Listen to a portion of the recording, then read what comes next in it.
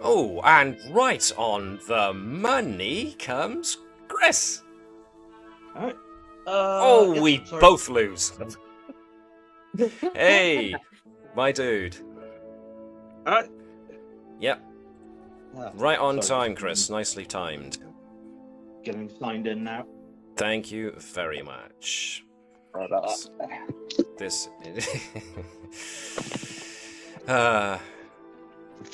We took bets on what your first words would be when you entered into the chat, and we lost. We all lost. Because you came in with that cheery disposition, but we were all seemingly unprepared for. How's the foot? Better. Excellent. Hoping I'm going to be in class this week, but we'll see.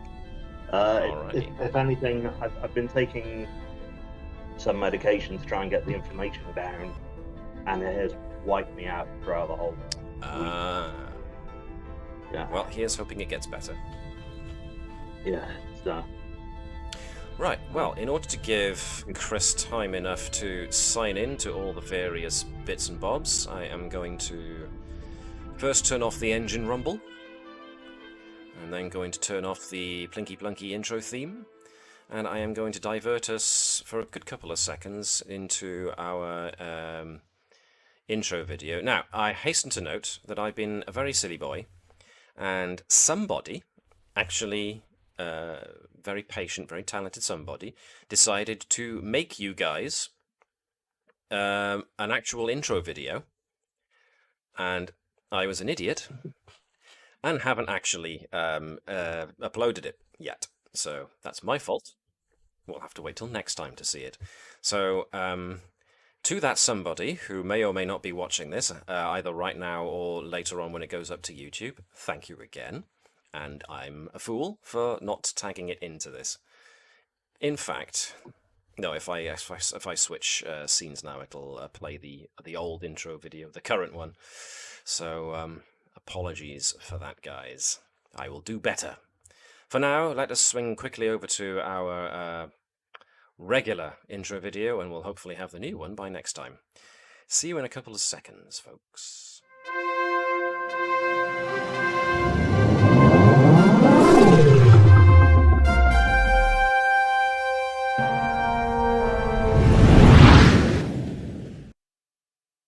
And here we are. Welcome along to the further adventures of the USS Combs. I'm MJ, the GM, otherwise known as Matt, and I will be your games master for this session. With me, as always, and it's nice to have the entire crew complement here, are my players. Hello. Hello. Hello. So let's turn on the intro music once again, and we'll keep the familiar engine rumble off for now because we have a summary to do, and we're not on the ship when we do it. But before I launch into the summary of our previous session, first we will go to Mr. Powell. Any announcements or such that you want to plug before we get started? Hello. Thank you kindly. Nothing particularly new. Just my YouTube channel, I guess. youtube.com/theattercrisp. Something big is coming in the works, but nothing particularly new quite yet. Ooh. But for some old nostalgic PS2 era gaming content, feel free to mosey on over. Haha! I see what you did there. Because it's having a mosey, and he said, "Okay, moving on." And for those who are watching the stream and watching on YouTube later on, here's the video right here. Here's the channel right here, I should say, and I will include a link in the video description when I upload this to YouTube later. As for the other Chris... Yep. Any announcements you want to make? Yes, indeed. I am part of a sci-fi podcast audio drama called Solarity, Solarity. It's up on various things like what was it? It's on this. It's on Spotify, YouTube, Apple Podcasts. It's a fantastic little audio drama written by Victoria Cerichetti, or Cerichetti. I keep getting the name wrong. I play basically the villain, Elias. Oh. Yep. I must say this now, because otherwise I would get into trouble if I didn't say it. There is a lot of swearing. Right. I get up some pretty nasty stuff. Okay then. So, yeah, this is adults only. Okay then. Yep. Gosh dang and darn. But the second episode drops tomorrow, and then it's every 2 weeks after that. Every 2 weeks on a Monday, the new episode will come in. Thank goodness, because you left me in a very, how shall we say, precarious place at the end of the first episode, and I may have cursed more than a little bit when you ended right there. Yep. So, well, we can't really say anything just well, yet. no, you can't. As much as I've been badgering you about it, you haven't told me anything, so... There we go. It's fine, I'm fine, it's cool. You can wait just a few more hours. I'm not angry, Chris, I'm just disappointed. No, I'm not. Waiting for it eagerly, I am, and we will tune in when it drops tomorrow. In any case, we have to make do with speeding along here for the moment. So, anybody else have any other announcements they want to make, or any things they want to plug? Now's the chance. No? Alrighty then. Welcome along to the continuing episode known as Footfall. So, for those who hopefully remember, Go on, sorry? Sorry, it was our dog. It was the dog. If the dog wants to get involved too. He was trying to counter-surf. Sorry, carry on. I see.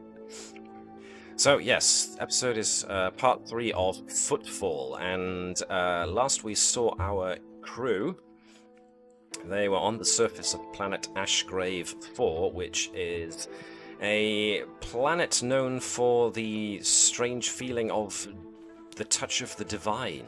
As such, it is home to a large number of spiritual movements from all across the sector and maybe the system and beyond even. There are species here who come here for this feeling of being touched by the divine, and they include polities that don't always get along. But they've managed it. But recently, one particular group, the Voice of Purity, have started making a nuisance of themselves, so the Federation Governor for the planet asked for Starfleet's help in at least trying to return some sense of law and order to the place. So, our away team from the Combs went down to try and see if they could find these people and basically tell them to cut that nonsense out. But what we found was not something that they were potentially prepared for, because demons assaulted the party when they were close to finding the Voice of Purity. As in actual red-skinned, tooth, horns, tail, claws, the lot. They even went up in a ball of flame and sulfur when they were eventually defeated. We very nearly ended up with Dr. Sott being injured. And it's entirely possible that the majority of the away team might have to go back to the phaser range in order to try and get that skill set improved a little bit, perhaps. But, that's up to them. In the meantime, I do believe notable instances were people got into fisticuffs with the demons. I think our science officer, Neshlel Gerkow, was busy wrestling with the demon, whilst others were trying to punch them, stab them, push them. Naturally, our security officer, Garrow, was having a lot more success with putting these things down using phasers, but what was more surprising was when the Voices of Purity themselves turned up, and managed to essentially banish the demons by brandishing holy symbols at them. All very odd. This allowed the away team to finally meet the Voice of Purity, including the lady behind it, or at least the one who has decided to be their leader, Annalisa Duval.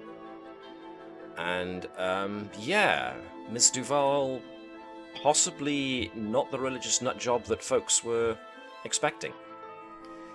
Very reasonable lady, and very calmly told everybody that the reason that the Voice of Purity want everybody on the planet of Ashgrave IV, if not the galaxy, to follow one way, one spiritual belief, one set of spiritual practices, is because apparently God said so. And they would prove it by taking the away team to commune with the messenger of God, which turned out to be a being composed entirely of light, with wings and a halo and the lot of it. And, yes, this creature, this angel, for lack of a better word, said that God wanted everybody to follow one doctrine, otherwise judgment would be cast upon them. And as such, not long after that proclamation was made, a storm front appeared, seemingly out of nowhere, that was heading towards the main colony. This storm front apparently has gale-force winds, if not a population of some kind of creature, more than likely more demons, swirling about inside of the storm front. And it was, as I said, bearing down on the main colony. That was where we left ourselves at the end of our last session. So, before we get stuck into the episode proper, are there any questions, comments, or concerns that folks would like to bring up? Things that I might have missed, or things that they think they need to be reminded of? Just a question from me. Yes. How was Lily acting with all of this? Well, obviously, since you weren't here last session, we weren't able to actively, put any much of a nuance into the performance, as it were. So Lily at the moment was just being used as kind of a supporting character, thus was just the pilot of the shuttle that got the away team closer to where the Voice of Purity were meant to be, and of course the fisticuffs with the demons. So how do you think Lily would have reacted to all of this? She's an engineer, slash a little bit of a scientist, so I don't think she would have, you would have called it poppycock? Poppycock it may well have been, and yet the proof of the pudding was there to be sampled, because I believe Lieutenant Phlesc used his focus in mineralogy or metallurgy, I forget which. Metallurgy, in order to examine the pendants that the Voices of Purity were brandishing as holy symbols to banish the demons, and they were just regular bits of cast metal. Nothing special about them.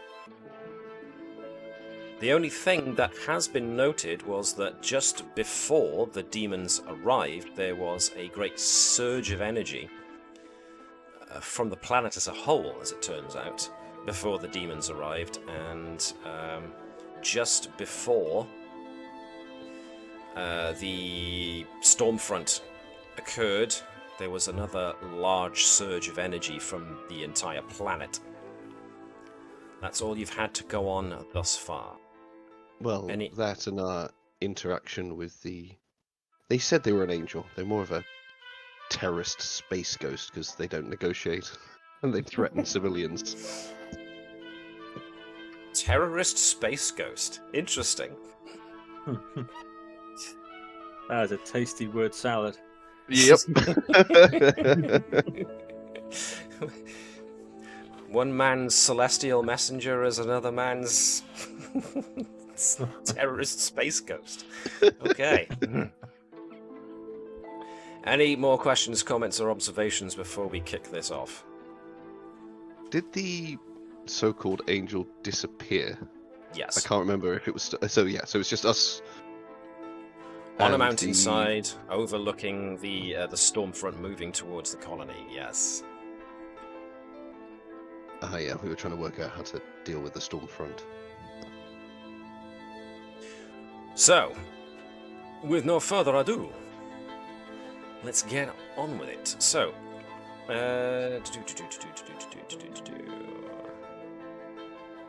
let's kick this ambience into action. Turn things down a little bit. So you're a bit away from the wind at the moment. You can see it on the horizon. But you can definitely see that it is approaching. Now, your shuttle isn't too far away, and the storm has yet to actually hit the main colony. However, if there's something else you would like to do... I gotta say something. Yep. I'm still seeing the main Star Trek screen, not the... Same. I'm not seeing the actual... Yeah, I haven't changed the map yet. We'll get to that when we get to that. Lost connection to the server. Oh, okay. Sorry. No, it's back up now. Okay. Sorry about that. Good to hear. Good to hear. Okie dokie. So, yes, choices. You're on the side of a mountain, but it shouldn't take you terribly long to get straight back down to your shuttle if you run, and of course, unless of course you want to chance using transporters or some such. So, what would you like to do first thing? We were trying to work out before the end what we can do, and my crazy idea was to try and, rather than us teleporting to them, locking on the demons in the storm and teleporting them somewhere else, either to us. Right, that was it. But well, also that was the only idea I had. I don't know what else we can do. Did we throw something around like? Oh, sorry, go on. My thing's complete. My page is completely. The other option that Hopkins was suggesting is Hold on. teleport all the citizens on board the starship. Okay, yeah. So, Or somewhere else. Can we do that? I'm not connected. Why am I? give it a chance, Chris. No. It's not that. It's my.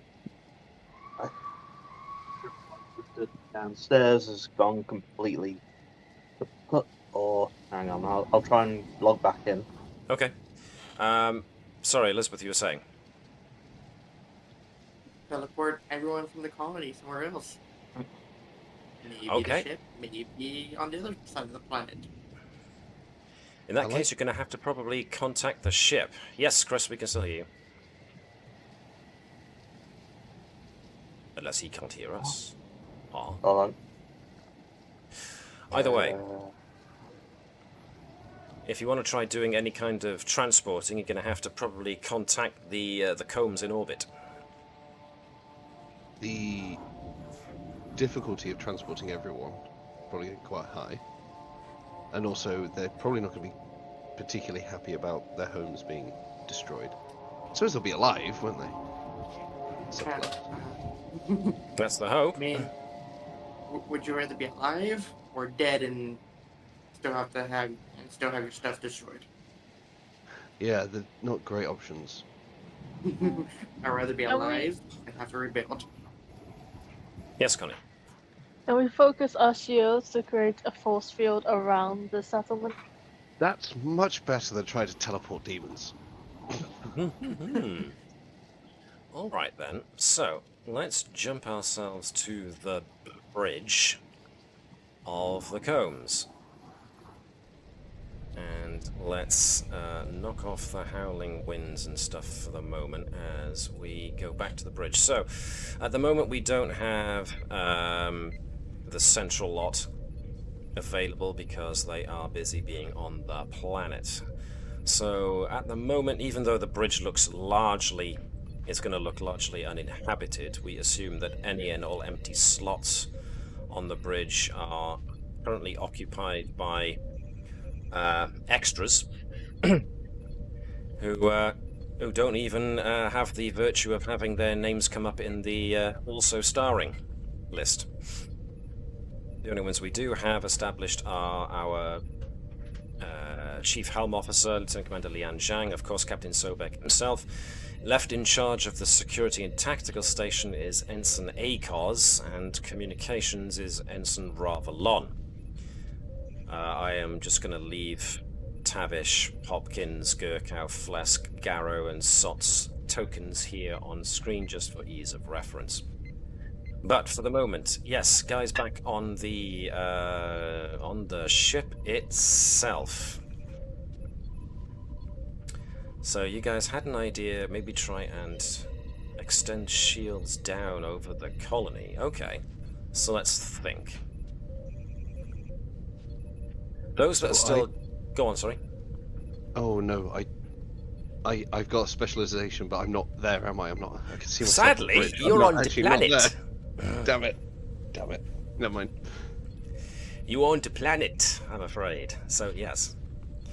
So there's an exchange with the current bridge officers, Sobek, Akos, and all the rest, discussing the captain. There's a Stormfront has just come out of nowhere and we're losing communication with the colony, which would probably be Ensign Ravalon.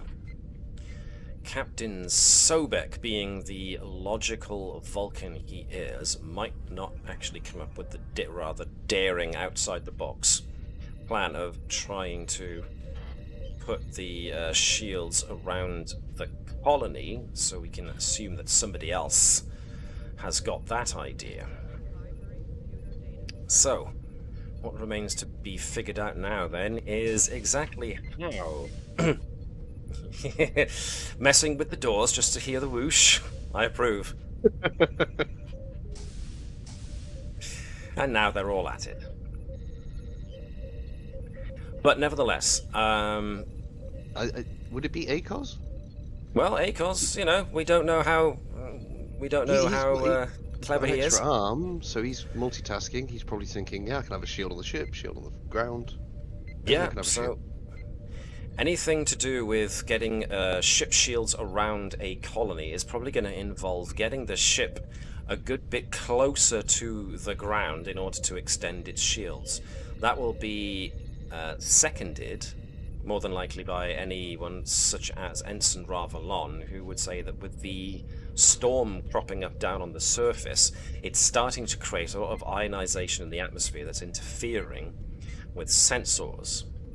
As such, it's difficult to get reliable. It's getting more and more difficult to get reliable communication now down onto the planet's surface. So, if you want to try to see if you can extend the ship shields around the colony, then I would suggest that the first thing you need to do is to get somebody to fly it towards the colony. So at least lower the ship down into the atmosphere enough that you won't have to extend the shields too far. And in that regard... Who would fly it?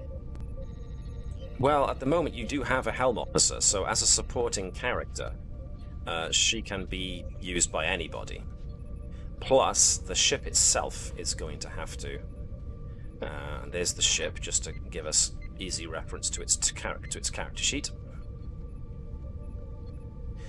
So, as long this is my assumption, however, that you are going along with my idea, or my going along with your idea, as it turns out. The problem is the limitation on the comms and sensors doesn't matter whether we're moving the ship or if we're trying to transport people. We're going to encounter the same difficulty. So I think we should try and extend the shield, because that'll be less risky with with all of us characters on the planet getting the ship closer so we can get to the ship quicker somehow. I like that idea. I think that also is going to be easier than us trying to teleport demons, which was my idea. So, I think never know. Scrapping the teleport, unless we get into a lot of trouble, that can be plan B or C. All right then. Yeah, I think plan B should be getting ready to evacuate the citizens. Yes, then teleport the demons. Right. So curiosity about demons comes third. Safety of the of folks comes second, and trying to shield the entire colony comes first. We all good with that? Sounds good to me. Yeah, let's preserve life and quality of life first. All right. I'm sorry about this. My computer's having a hissy fit here. I might not be in for a little bit. I'm gonna try and. Okay, no problem, Chris.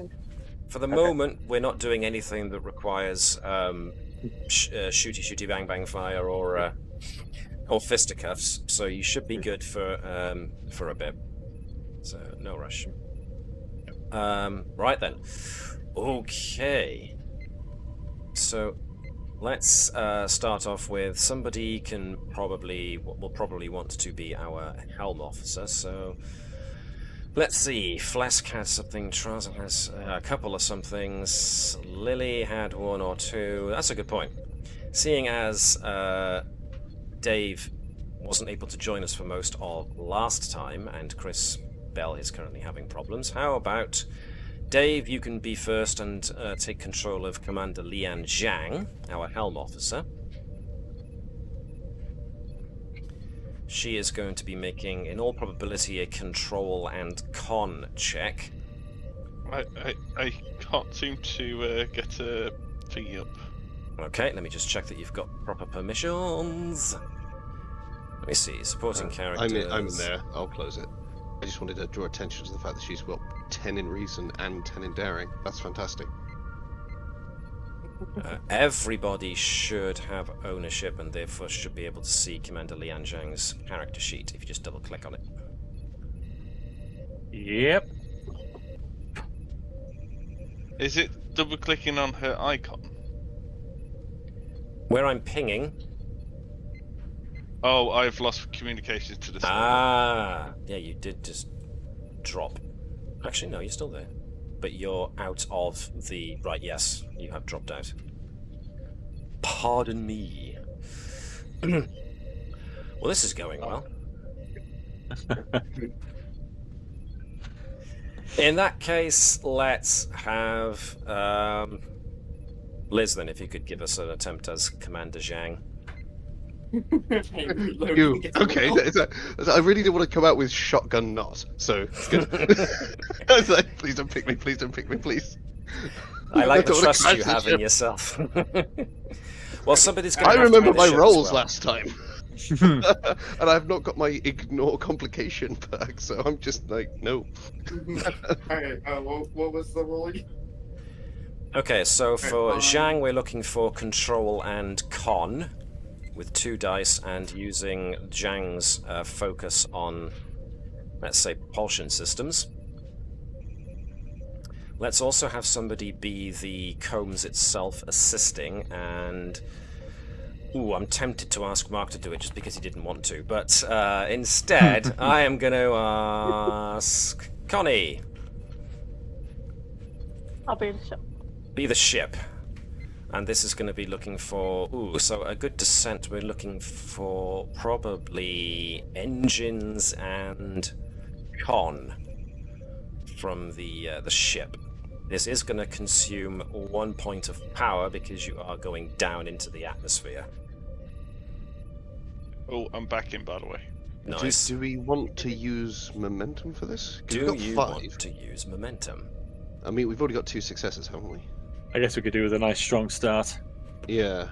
I don't... Go on a pull of generations and crash the ship immediately. Yeah.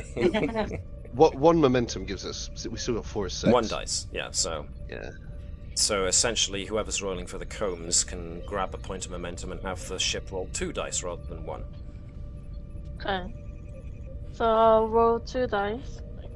Do the engines and con. Please. Send down the power by 1. Ooh, that's good. Well, gee, willikers!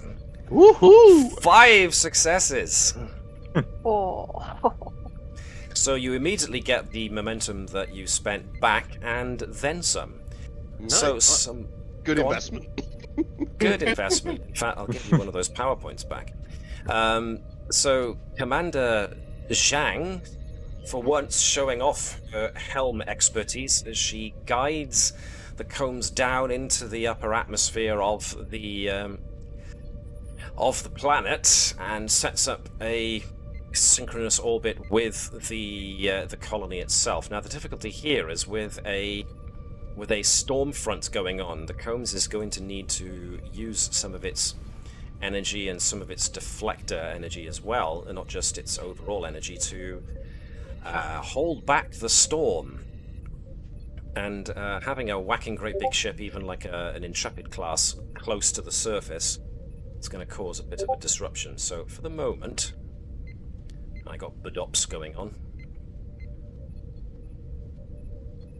Okay. Yes, momentum is raining down like blessings from the Lord. So for the moment, the ship is in a good position, but the storm is now going to start to make life interesting for the combs itself. So it's getting buffeted by gale-force winds, but it is lower down and can now try something with its shields. So for that, we're probably going to make use of Ensign ACOS in order to try and extend the shields. This is going to be another. Come on, Matt. There's words I can use here. There's going to be another task, probably with Ensign ACOS as the lead and with the combs supporting. So, for ACOS, he's trying to extend the shields on the ship. This is going to be a control and security task. He has actually got shields as a focus, so that helps immensely. So let's have... Who hasn't rolled yet? Chris and Dave are back. Chris and Dave are back, so that would be a good excuse to give it a good old go. I don't see Mr. Bell's... No, I'm trying to refresh my computer and it's not I having thought it. I saw Okay. him. not Nope. having it. Hence why I've just put that GIF on the. Okay, Yeah, no problem. I don't think I'm going to be back on for a while. Yeah. Alright, we'll see how it goes, mate, and if This thing's screwed. someone can always share their screen, and you can still take part that way. It's not even loading. I've tried to switch it on again. And it's still on the. It's circle. not going to be Yeah. much help for you. Hasn't even. Yeah, I As I can't say, even it's- get on the start screen. It's that bad. It's not going to be much help for you today, but I am a notorious tech hoarder, so I will have spare parts if you need them. So I think it's going to need a spare laptop. I think this thing's. dead. don't, because I have a spare laptop. He did tell you. Just seconds ago, he did tell you. I am a notorious Wasn't that hoarder dead tech. gun? You'll need to borrow the spare monitor I have, because the screen is a bit glitchy, but it's a fully working laptop otherwise. So you can have the monitor and the laptop. So yeah, but not much use you in this minute. Not Hopefully this we'll- right this minute. Hoarder. I We'll hoard find the out if tech. this thing actually. We'll find out if this thing actually works by the time the session ends. But not If you are having problems and it's not getting any better, then at least consider having someone else screen share with you, just so you can still see what's going on. And we have access to all player characters, so somebody can roll for you. So you're not without your means of still being involved. So for the time being, let's take us back to Ensign ACOS, who was going to be trying to extend the shields along with the ship. The combs, let's see, what can we do with the combs? We're looking to extend shields, so that's gonna be... Ooh. What is that gonna be? If we're looking to extend the shields, then the best system to use on the ship is probably gonna be... I don't know, there's no shield specifically. Weapons, structure, sensors, engines, computers, communications. Anybody want to venture a guess? What they think should be handy? Extending shields. Let's go with engines. Because you're going to use power, yeah. And security, because it is a security system, are the shields. So let's go with that. Right. So first, I need volunteer to be Ensign ACOS. Go on him. Yeah, Chris, not me. Powell, and Dave. Since you haven't rolled yet, you can be the cones. Awesome. Right. What am I rolling again? Sorry. Just to point out, we do have a full pool of momentum. We do. So Ensign ACOS should be rolling control and security with a focus on shields. Cool. Whereas Dave can roll for the ship. 1 dice for the ship. Boom. Good lord! It's going to be engines and security, I do believe, for the ship. And also use a point of power. Do we know the difficulty? Because we might as well use no, them you don't. But I can tell you now, you've already gotten past it. So might as well use a momentum. It's going to get it back. I've used the point of power. Okay, use cool. a point of power. But not a point of momentum yet. So, do you want to roll a point of momentum for the ship? Sorry, a point of momentum to add a dice for the ship to get even more successes. Because we'll get the power back if we get another success, don't we? Well, not necessarily. Oh, not necessarily. Oh. I was being kind to you before.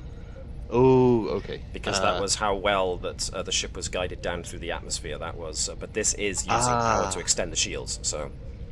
Yeah, nothing to use with focus or determination or value for the ship. No. Ships do not have focuses, determinations, or values. It's a ship.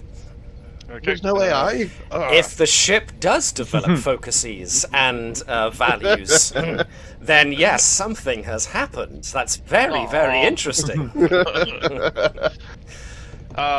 Lily's. And has tremendous story potential. I know what Lily's next project is. Ooh, all right. We've got a full momentum pool, so I don't think there's any. But this is me. I will always say, "Oh, full momentum pool. Might as well spend it." So please, someone challenge that, because otherwise I'll keep saying it. I'm agreeing with that. Yeah, I agree as well. Yeah. Yeah, I want it to work. So, yeah. So how many dice am I using now? If you're buying a dice with a point of momentum, which I've just taken away, then you can roll 2 for the ship rather than 1. Okay. Roll away, please. Rolling. Rolling. Very good. 5 successes. So the ship successfully is maneuvered down, is just about holding its position thanks to the expert maneuvering of your helm officer, and Ensign ACOS, with some help from the ship, spectacularly succeeds in extending the ship's shields over the main colony. As such, you have now successfully stymied the amount of damage that this is going to do. But, all the same, as much as you can lessen the damage, it's not going to take away from the fact that you are dealing with very strong winds are now going to be buffeting the colony. But what you've essentially done is given the away team time. So, whilst the ship was doing this and the crew on board the ship was doing this, it has given the away team time to get to their shuttle, fly it back to the main colony, and you can essentially find yourselves. So the shuttle has managed to land successfully back in the spaceport. So you can find your way back to Commander Chahal, the Federation. What did I say? There was an actual role for it, and I keep forgetting it. Never mind. She's in charge. Whilst we're here, do they have, just because when we were fighting the demons last time, Garrow's Type 2 phaser kicks ass. Do they have any here that we can pick up? And what do I have to do to get one? I think Hopkins would hand you hers and just be holding the battle. Like, I got this. Alright, so, yes. Those of you who want slightly stronger phasers. So, Phlesc, yes, if Hopkins is willing to donate hers, then let's hand Phlesc a Type 2 phaser, so the nice dolphin heads. Oh no, I don't want to take it off one of our team, because we're all going to go out. Well, most of us will go out. It's more... Seems fine with a batleth. Okay. You see her hold the batleth, she's smiling. Okay, if you don't want to use the phaser, you want to go in hand to hand? Ranged is good for me. You've never seen a Klingon more happy than she is right now. Ear to ear smile going on. Look what I found! I don't know why you're all so happy while she's Lily's like spinning a hyperspanner. Yeah.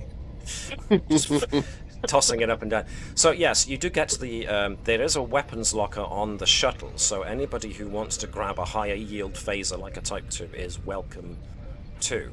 Phlesc has already been donated one, so if Neshlel and Sott and Tavish apparently is okay with a hyperspanner.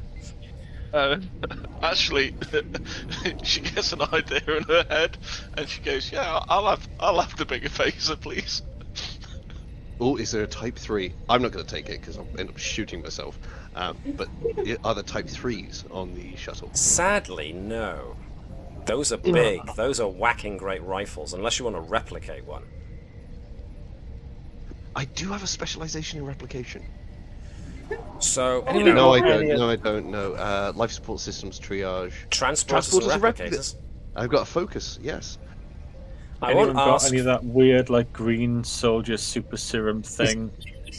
Wow. Doctors into martial artists. You haven't let that go, have you? I have not. That's wonderful. I like it. It's consistency. I'm a doctor, damn it. I want roids. Right. Okay, before I get to that then, first question, who wants the Type 3 phaser rifle? I'll have it, please. Apart from the size, what are the disadvantages? Because I'm happy with the Phase 2. I just feel that it would take me longer to aim. Why wouldn't I want it, is my question.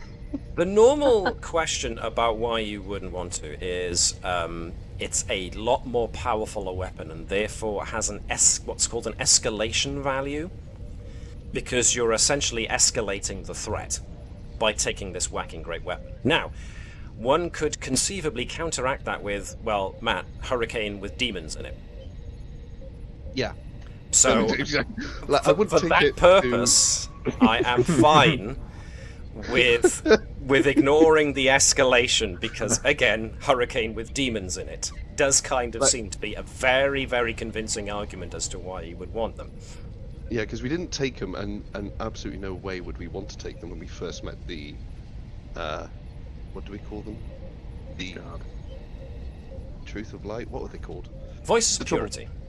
Voices of Purity. Yeah, we wouldn't take it because that's an unjustified escalation, whereas a demon hurricane... God. Dr. Sott's going to name his first band Demon Hurricane. Good name. It's a good name. His first band, which means there hasn't been one yet, but he's got aspirations got of being a ideas. musician now. Well, he was raised in an artistic and creative environment, according to his backstory, so, it's not outside of the realm's possibility. Can I ask a question? Of course. Is there any way for me to tamper with the settings? On this Type 3. Tamper. I like the vagueness. Now, before I answer that question, let me quickly ask, is Dr. Sott grabbing himself a Type 3? No. I would not trust myself with a Type 3.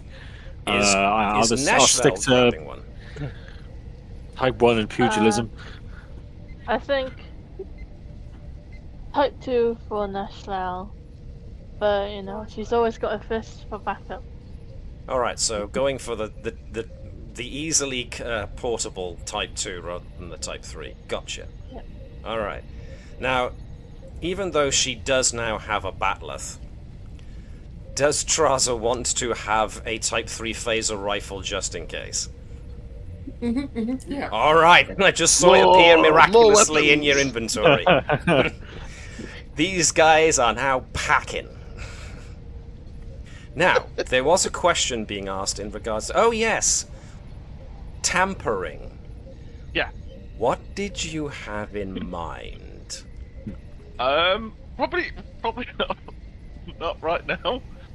Because, we're in a happy place. But... Like mentally or physically or Yes. spiritually? All of the above, and it all Emotionally. comes from a Type 3 phaser. Look, just physically at the moment. Whatever you're planning... we're not inside a hurricane, That's a happy place. Whatever you're planning, I fully support it. If I assist, we can ignore a complication. So, bear that in mind. Fantastic! Why they're working on modifications? Yeah, Oppenheimer over here. Is there like armor? Ah. That's how I can use. Interesting question, because if we go to character equipment...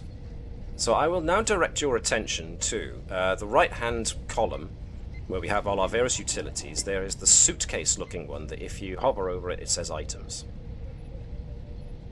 There is a folder that should say character equipment, and a subfolder for armor and protective gear.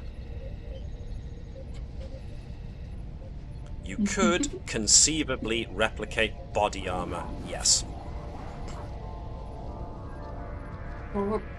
If you want to... Ooh, the personal force field looks cool. It's like Halo. So, yep, grab it, drag it into your inventory if you want it. I like the one reference they have to that is the animated series. Yep. I don't think I've ever seen that in like... What does it She'll come out do? looking more Klingon in nature when it comes to the armor. So she's I am like taking- marked the armor with Klingon sigils. Mine. Sorry, you was going to say. I'm taking a personal force field. Okay. If you're hit by an attack by a force field, if it's successful, you lose power for the rest of the scene.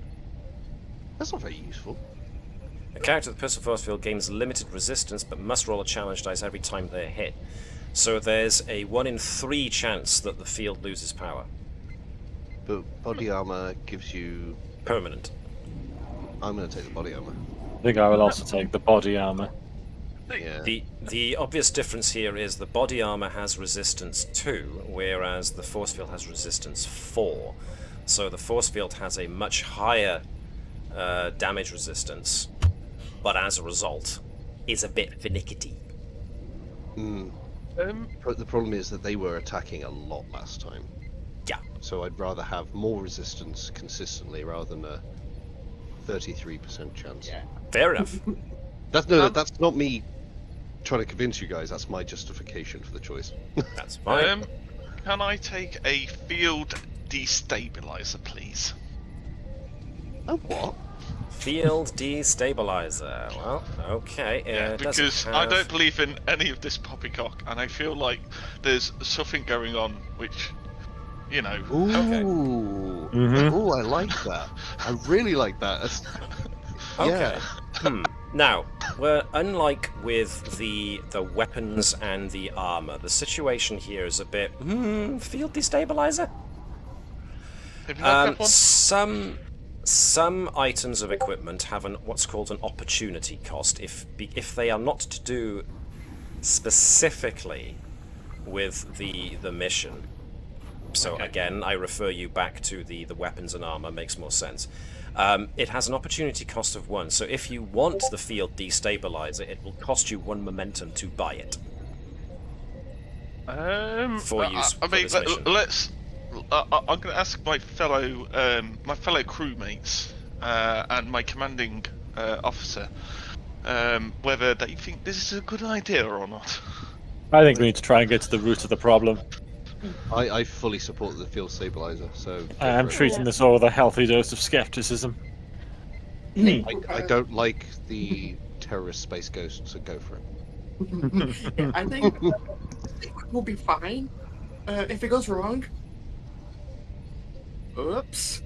You got to go ahead from the commander. the opportunity cost. Can we spend? Is it just? I've got just no one. problem spending spending a momentum. It's got to be a group decision. I'd rather have like a, all of us going, this is okay for me to take, and then one of us going, oh, I don't think this is a particularly great idea. Because we may be spending momentum just because I've got a. I hear you, but what about the anti-grav sled?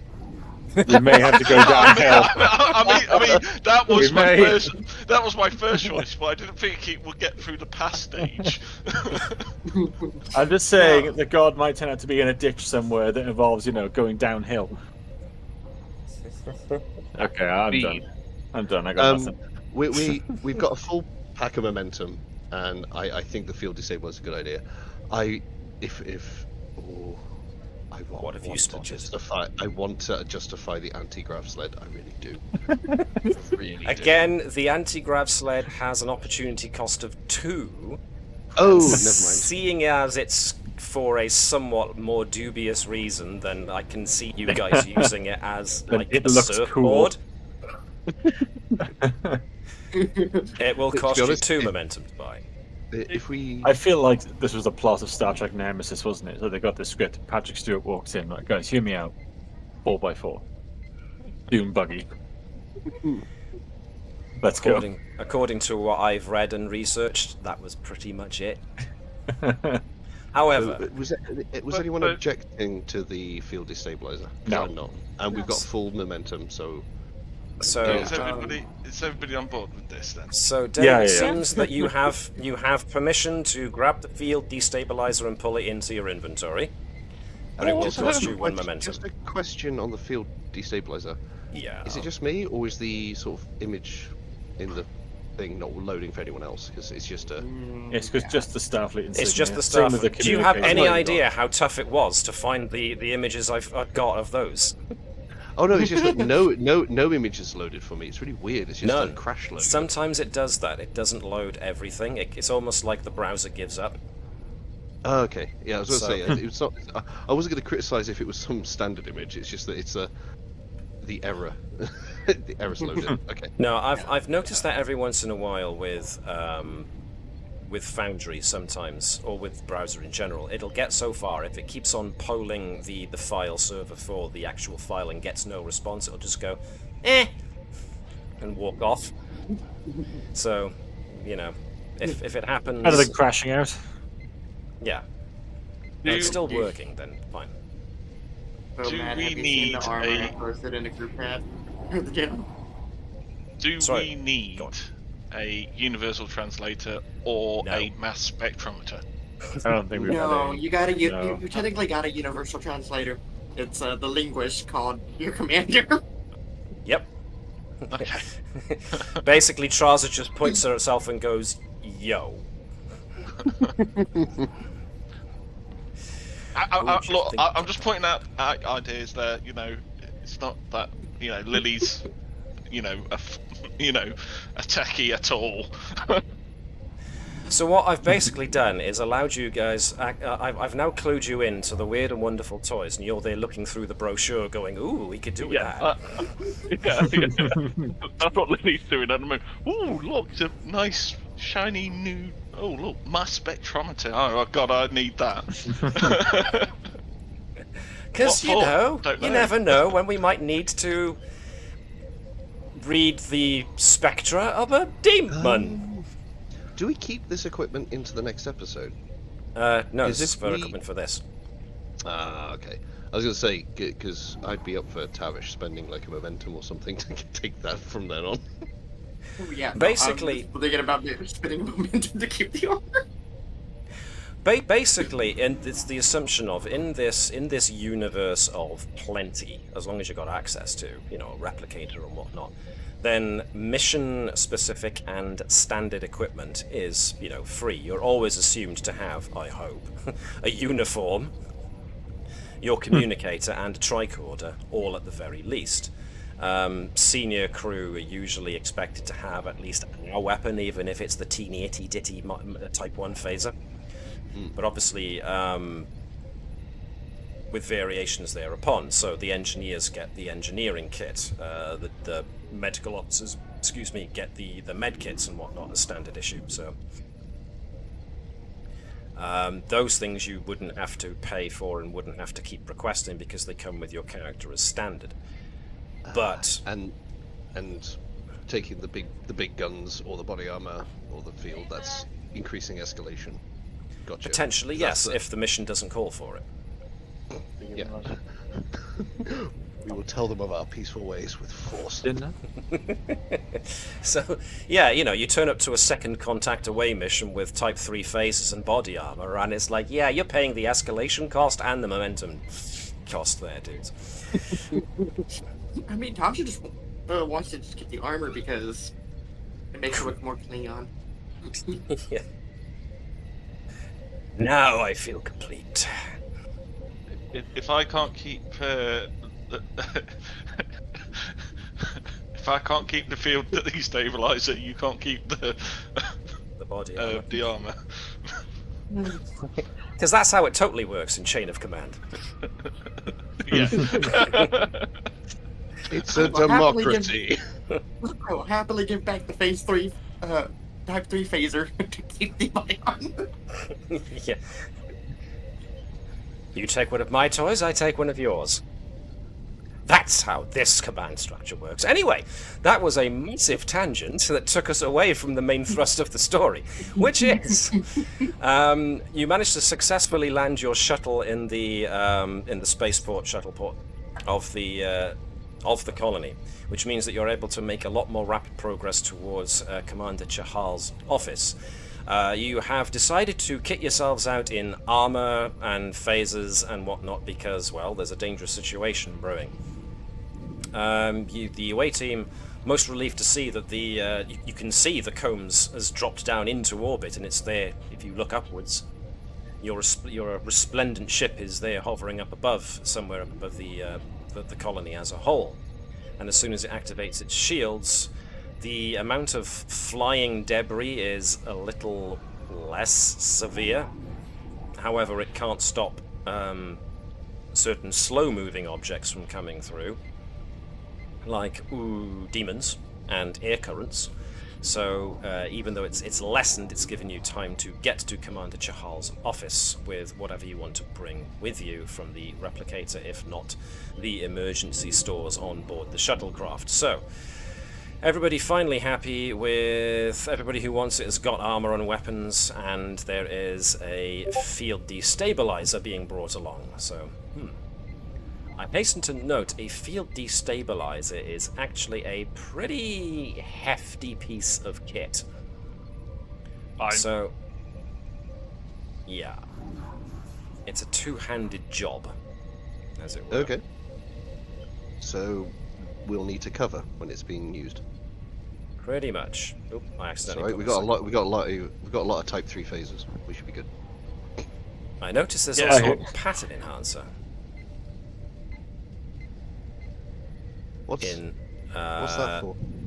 Pattern enhancers are for basically enhance. Let me actually get my proper teeth in. I had it in. Lily You did. had it in hers from the last episode when we needed it. Do you want me to get rid of it? Yes, please, if it wasn't already there. Pattern enhancers are there for creating a triangle of pattern enhancers. Helps with a ship's transport system to gain a better lock. I was going to say better lock, but that would have been incorrect grammar and syntax and bad English. And we're not transporting the demons now. We're going to go fight them. So it seems.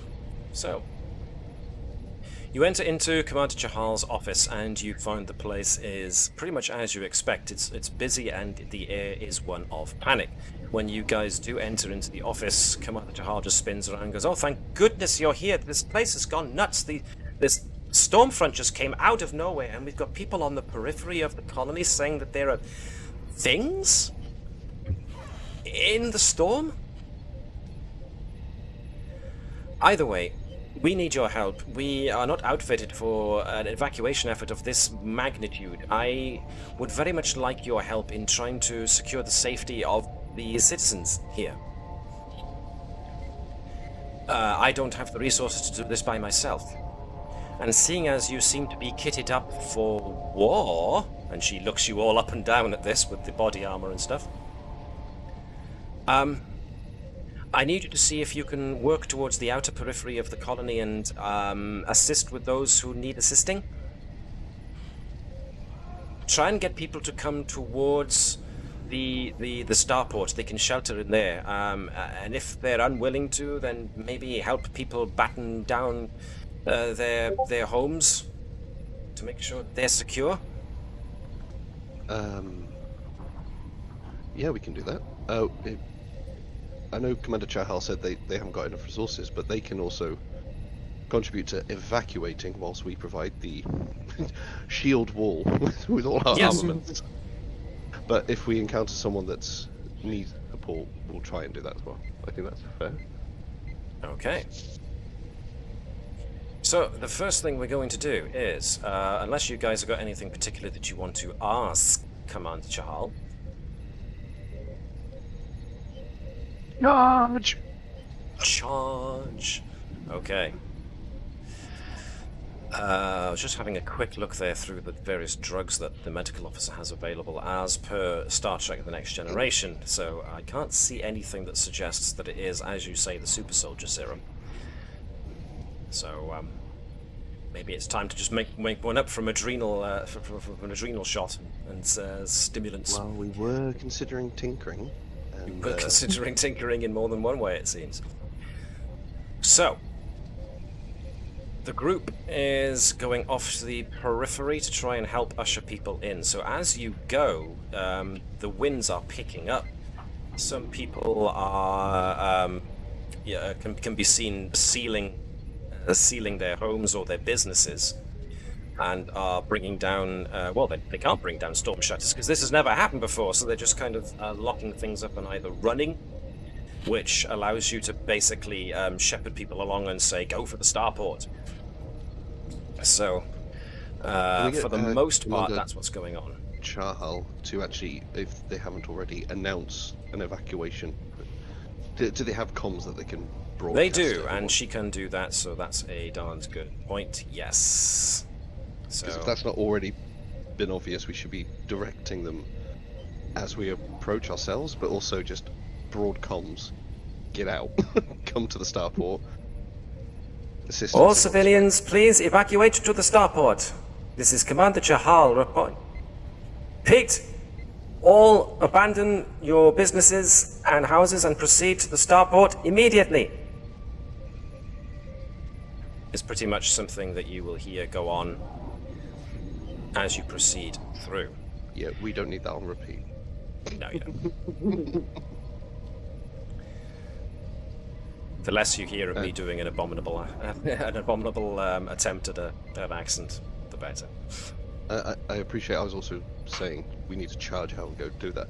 I've also just thought we were meant to ask. She said she's got not enough resources to do both. Is her and her team going to help with the funneling and evacuation whilst we get to the periphery, so we can focus on making sure we get to where we're needed most? That was the assumption I was operating under. Cool. So. Okay. Shutting up. No. Thanks for making sure it was clear. Assumption, of course, is the enemy of, well, truth. Okay. So, Mr. Bell has been very quiet so far. Yeah. Still with us? Because I'm still trying to get this. Yeah, I'm still with you. I'm just trying to hopefully try and get back in the next 5 minutes or so. Okay, awesome. Because as you start heading through the streets, you can hear something not far from where you are. Let me try.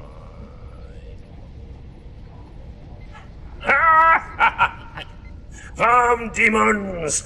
Corvus will slay you all. In the name of Kalis, I will smite you. Leons. as Hopkins just keeps walking towards him. So, yes, I will bring you into this new place as you all proceed onwards. You find yourselves at the end of a street. The wind is blowing furiously at you and the rain is coming down.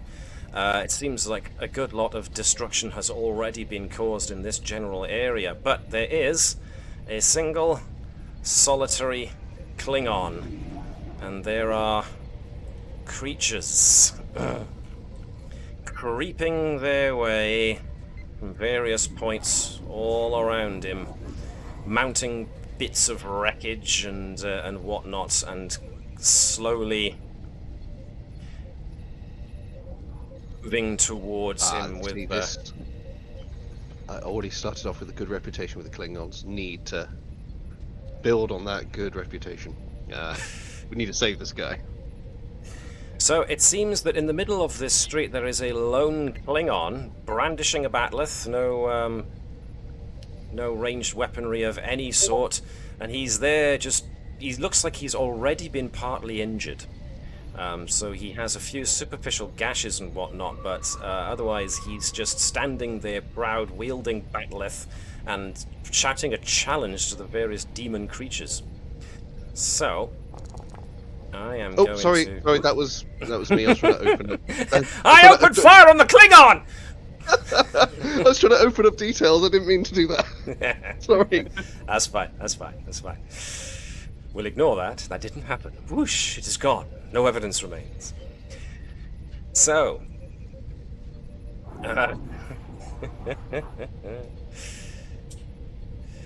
So, I've already started things off in initiative, so once again, if you want to know where to find it, there is a crossed swords icon on the top right column. If you right-click it, it will give you a movable combat tracker that you can drag around anywhere you like. So, if the usual rule for combat in Star Trek Adventures applies, it usually starts off with one of you, then one of them, then one of you, one of them, one of you, one of them, blah-de-blah-de-blah, on and on you go. Unless somebody actively volunteers to be the first, we tend to go in order of who has the highest daring and descend from there. But it's entirely up to you. You don't need to feel beholden to it, because like I said, it's entirely your option as to who, if any, who of your group goes first. So, who wants to go first? I think I'll go last. My objective here is to get to the Klingon and treat him. So hopefully people can blow past that front line of demons first. I guess. Well, that makes it the order already. I don't, because if Dr. Scott's going last, that's the order. I'm happy with that because I'm third, in the middle. I want to do the modifications to my Type 3 phaser, please. So if do we want to do that first then? Or do we want to give maybe Commander Hopkins and/or Lieutenant Gerkow time to get out of the minimum blast radius? Yeah, minimum blast radius, please. Okay, so shall we have a few people move to shoot? Yes. Okay, cool. I don't. Who wants to go first then? Hopkins is gonna run up and hit the first closest demon with their bat'leth. Okay, so it sounds like Hopkins is going first then. I think the Klingon should go first. Yeah. So I have now activated Commander Hopkins. All right then, Elizabeth, you've got a right. Let me give you a rough rundown. I'm just going to mark an area. Right. So let me see. You've got debris, which kind of makes this a little more difficult. So I'm actually going to split this area into 3 zones. Those white lines are the zone delineations, so anybody who wants to move from this zone to that zone has to use a fast action to do so, which is what Hopkins can do now, and a slow action means that you can actually attack. Yep, she's going to try to slash her with the bat lift. Okay, now you guys have got the drop on these guys, so he won't. The demon won't have a daring and security check to operate against. So yours is just difficulty 1, security and daring, please. Oh, it was almost a 1. But it was 1 success, which is exactly what you needed, so if you can click on the item for the bat, the token for the batleth, it should roll your damage. That's a lot of damage! And it's got the vicious quality because it is an edged weapon. So that's 8, 9, 10 to the demon. So, yes, Hopkins moves up and assaults the demon, catching it from behind unawares, and the demon is, well, not happy. But that's a successful strike, puts it on the back foot, as it were. So, unless Hopkins has anything else she wants to do with her turn. No, she's just gonna be, it's a good day to die. In Klingon. Today is a good day to die! The rest are like, whoa, steady on, Commander. That's only if they understand Klingon. That's fine. That's cool. Just joking. Right, okay, so that's Hopkins deactivated for now. Now it's going to be one of them, unless you want to spend 2 momentum to seize the initiative and have one of you guys go next. I'm taking the silence as a nope. So what's going to happen next is one of the demons gets activated. He's going to spend his quick action getting to grips with the Klingon, and he's going to engage him in a fight. So far the Klingon is holding his ground. So who's next? We have Neshlel go next? Yes. Okay, Neshlel's activated. Neshlel is going to go... I'm going to cross the boundary. And attack the one on the left side. Okay. With my Type 2 phaser. I'm not gonna get close in just yet. Okay. So, as usual, you have, since you've used your quick action to move into the next zone, if you want to be able to tune your phaser to a specific setting, you're going to have to use a point of momentum to gain yourself an extra fast action. If not, then it's just going to be whatever the damage rating is to the phaser if you hit. If you guys don't mind, I'll spend a point of momentum to focus my phaser. So, do you want to give it the area effect setting, the armor piercing setting, or the extra damage setting? Extra damage. Okay. I was going to say the area effect didn't work very well last time. No, it did not. At least not for Hopkins. Don't want to hit the Klingon. Yeah. Let's take him out. Okay. Everybody all right with that momentum spend then? Yes. Yes. All right, I'll take that momentum off. So, tuning her phaser so that it is now got the vicious quality. Can I get Connie to give me a control and security check to see how well you shoot the demon? This is going to be difficulty 2. You get 0, so it is a shot that goes wide.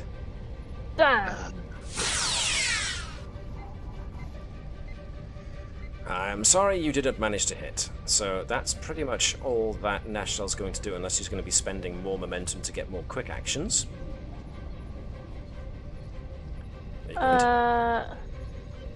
Is it possible to use my citation for conspicuous gallantry?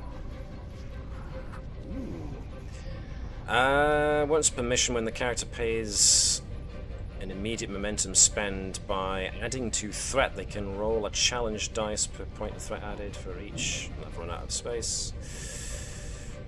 For each effect rolled, one of the points added to the threat is removed immediately.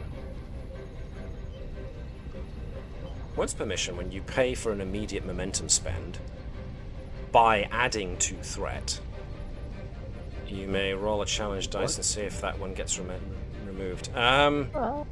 This is one of those occasions where you can try and make up for lost momentum by adding to my threat pool.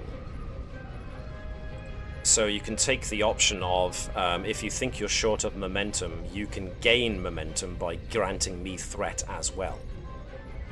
And in that case, conspicuous, the citation for conspicuous gallantry could be used to avoid, seeing if you can avoid giving me that extra point of threat whilst giving yourself the point of momentum.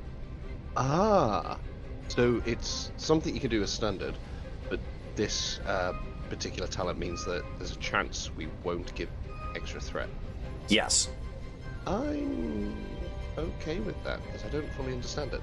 And I want to see what happens. So, team, I don't know what it says, but I'll give it a go. So, team, please advise. I kind of want to see what happens. That's not the right reason to do it. I mean, if it's one's permission, when else am I going to use it? Well, there you go then. I think the decision's been made there, so what you're going to have to do then is... My logic dictates this. This is not a good idea. I fully support it. That doesn't necessarily mean it's a good idea. No, but I didn't hear anybody else it either, so they obviously all want to see what happens as well. So, can I ask a question? How did any of these officers get into Starfleet? Good question. Remember when I said that Captain Sobek were liked out-of-the-box thinkers? Yeah. We're seeing the result of that decision here. Yeah, but they can't see the box anymore. Man. So far out of the box, yeah. Right, so if we are doing this momentum for threat thing, then I will ask Connie to open up Neshlel's character sheet and press the Perform Challenge red button. Is it literally a red button dice. you have to press? It's for the moment, it's a red button. How many dice? Yes, Liz. So I was reading the trait of veteran. Yes. Apparently, every time I use a determination, Oh, I yes. roll I just saw that. Yes, yes. So Well, when I was determination, what, 3? yes, that's a good point, actually. You'd be well within Wait, your what rights to do the same. Okay. So So we can do it again. We can do it twice. Not necessarily. This is for Hopkins alone, because Hopkins has the veteran talent, and that means that whenever you spend a point of determination, there's a chance, a 1 in 3 chance, that the determination spend was negated. So you don't end up. So to be fair to Liz here, I had forgotten she had veteran. So I am willing for you to roll 2d6 to see if you get any, if not both, of those determination spends back retroactively. Because that was me being a silly, forgetful. One of them you do. I forgot that too. There you are. So in a similar fashion, we were looking towards the same thing with Lieutenant Gerkow. You were going to try and gain momentum back by adding to my threat pool and then rolling a 6-sided dice to see if you did not give me the threat. Are we still going ahead with that? Yeah, I'm saying so. I'm All right, making the then. call. Making the call. So, Connie, if you could, when you open up Neshlel's character sheet, there is a red button that says Perform Challenge. Yeah. It'll ask you for the number of dice in pool. You want 1, and then roll dice.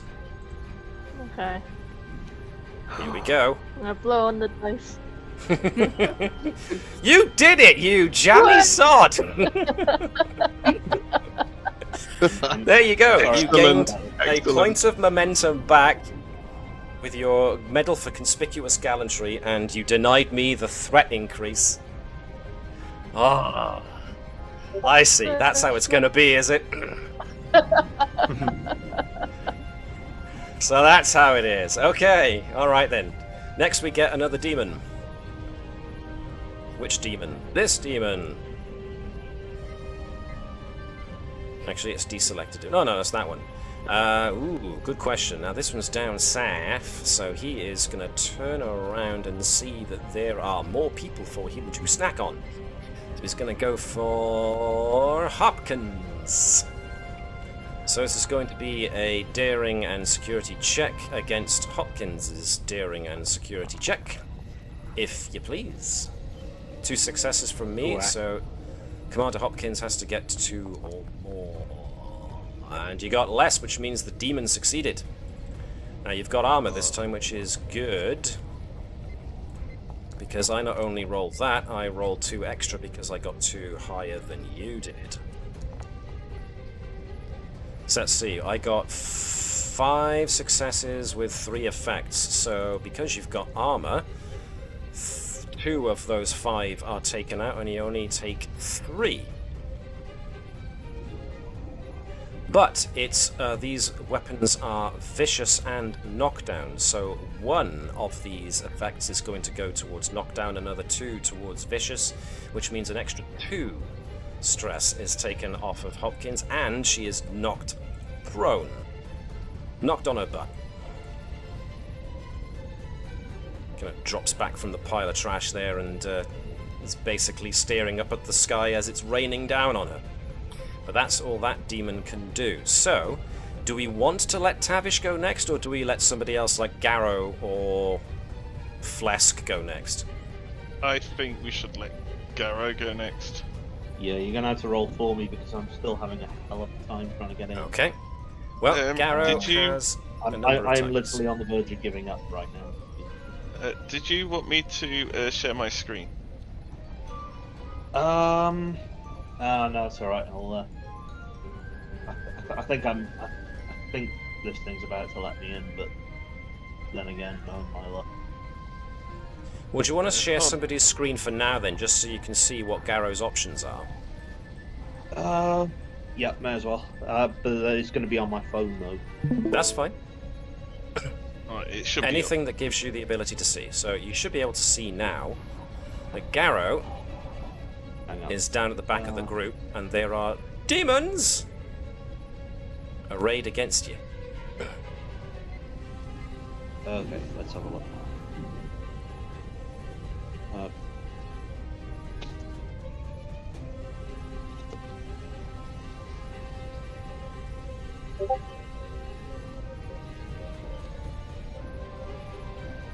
There's a lot of badoops.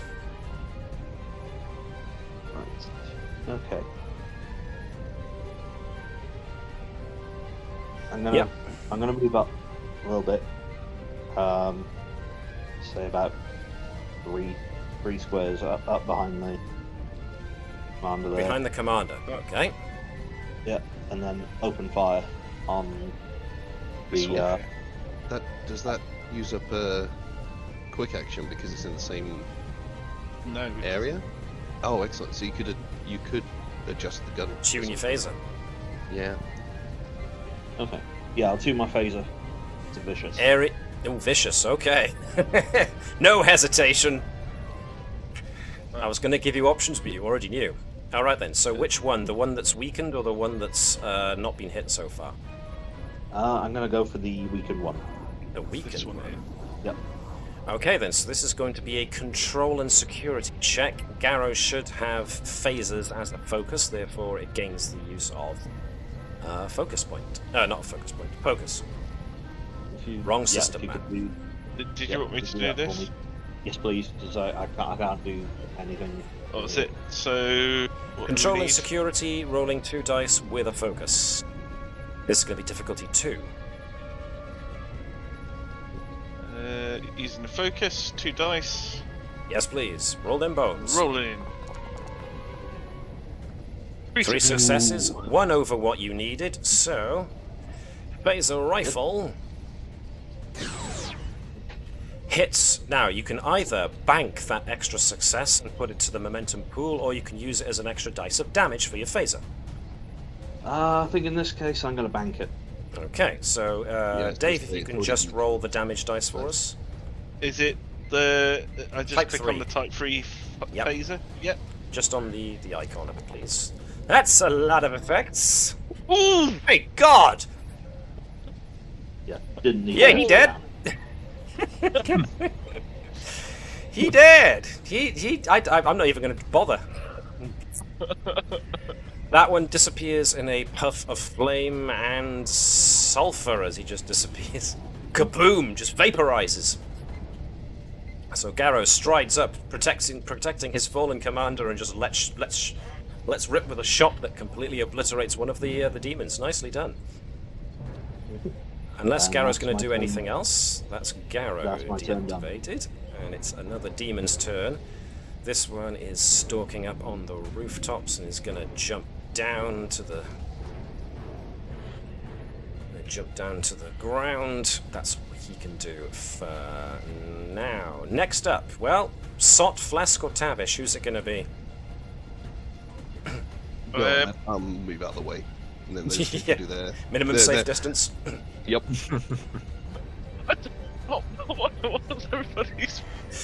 Everybody heard that Tavish is going to modify a Type 3 phaser rifle, and has hopefully learned from previous mistakes. Look, it wasn't my fault. So I've still got an action.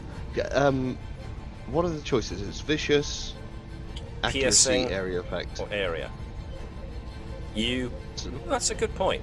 If you want accuracy, you can spend a quick action to aim, which means that excuse me, you can re-roll one of your 2 hit rolls if you miss. I think I'll use my quick action to aim then, and I'm going to go for this one.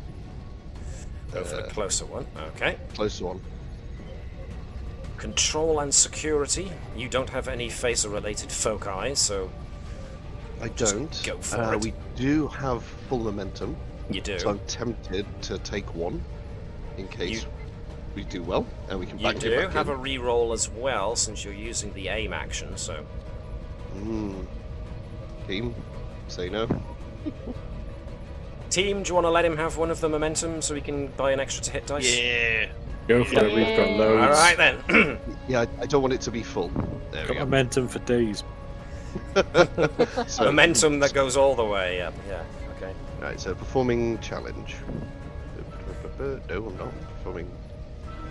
What am I You rolling? are not performing challenge, you're performing task. The yellow button on the right. Whoops. And it's not using focus or determination, and am I rolling 3 dice? You are rolling 3 dice, apparently.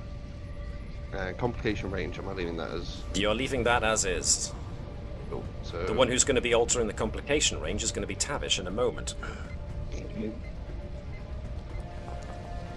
That's a good set of rolls. 3 successes, which means... just as with before, that extra one can either be rebanked to put the momentum bank up to full, or can be used as an extra dice of damage.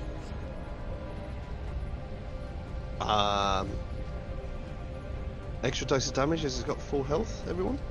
Or put it back in? Actually, no, I'm going to put it back in. So that way the next person can have another momentum spend on their turn. There we go. So just hit the button for Type 3 phaser damage. Come on, pew pew pew. Oh, that is awful. That is rubbish. That is all kinds of bad. So the rain got in your eyes a bit there, and the wind kind of blew the shot slightly aside. The sun got in your eyes, even though the sun is obscured by the The clouds. rain and the sun got into his eyes. It was a really well-aimed miss. It was a glancing shot that kind of exploded off of the debris just in front of the demon. So the bad news is you didn't drop it, and the further bad news is you got its attention too. So actually, I forgot to activate Phlesc. Tavish is like, "Don't worry, nobody panic." There's momentum there. There's momentum to spend. There is. So that's all Phlesc can do for now. Next, it's going to be another demon that gets activated, which would be that one there. Ooh, this one's next to Neshlel, so it's going to try its chances. So this is going to be a daring and security task against Neshlel's daring and security. If I remember, our feisty Tellarite has got hand-to-hand combat, so you get to add a focus to this. Which is just as well, because you... Oh, there we are! No score draw, so being able to use a combination of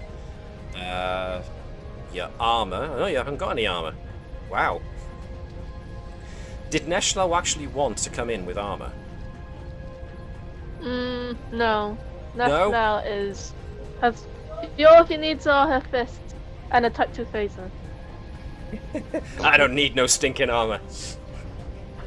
This kind of fits into the whole Tellarite argumentative thing, because it's a case of, well, if you guys have got armor, then, you know, a case has to be made for why you don't fight with armor. And it is thus. We just saw it. She got into a fisticuffs with a demon again, and so far comes off even on it. So that was that guy. So we're down to Dr. Sott or Tavish. Are we daring the dare with Tavish yet, or is Dr. Sott trying to get around what's going on to get to the Klingon? I think we should maybe let Tavish go first. If anything blows up, you know, maybe the healer should go last. That's a good point. A very good point. So my JRPG experience is kicking in now. Let the healer go last to clean up the mess. All right then, Dave. Off you go. Everybody, brace yourselves. Oh no. Oh no.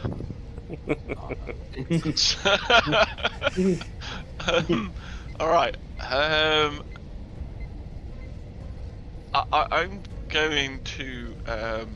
Just. Do we want to take 2 initiatives so I can absolve a complication by assisting? Is that something we can do? Well, you've had your turn, I'm afraid, so... Never mind. Let's see what happens. You should have remembered that before you wanted to get involved in the shooty bang bang fire. I didn't think of that. I just wanted to pew pew. Shoot something, yeah. It's fine. Everything's going to be fine. What could possibly go wrong? You know, last time, you know, it didn't go wrong at all.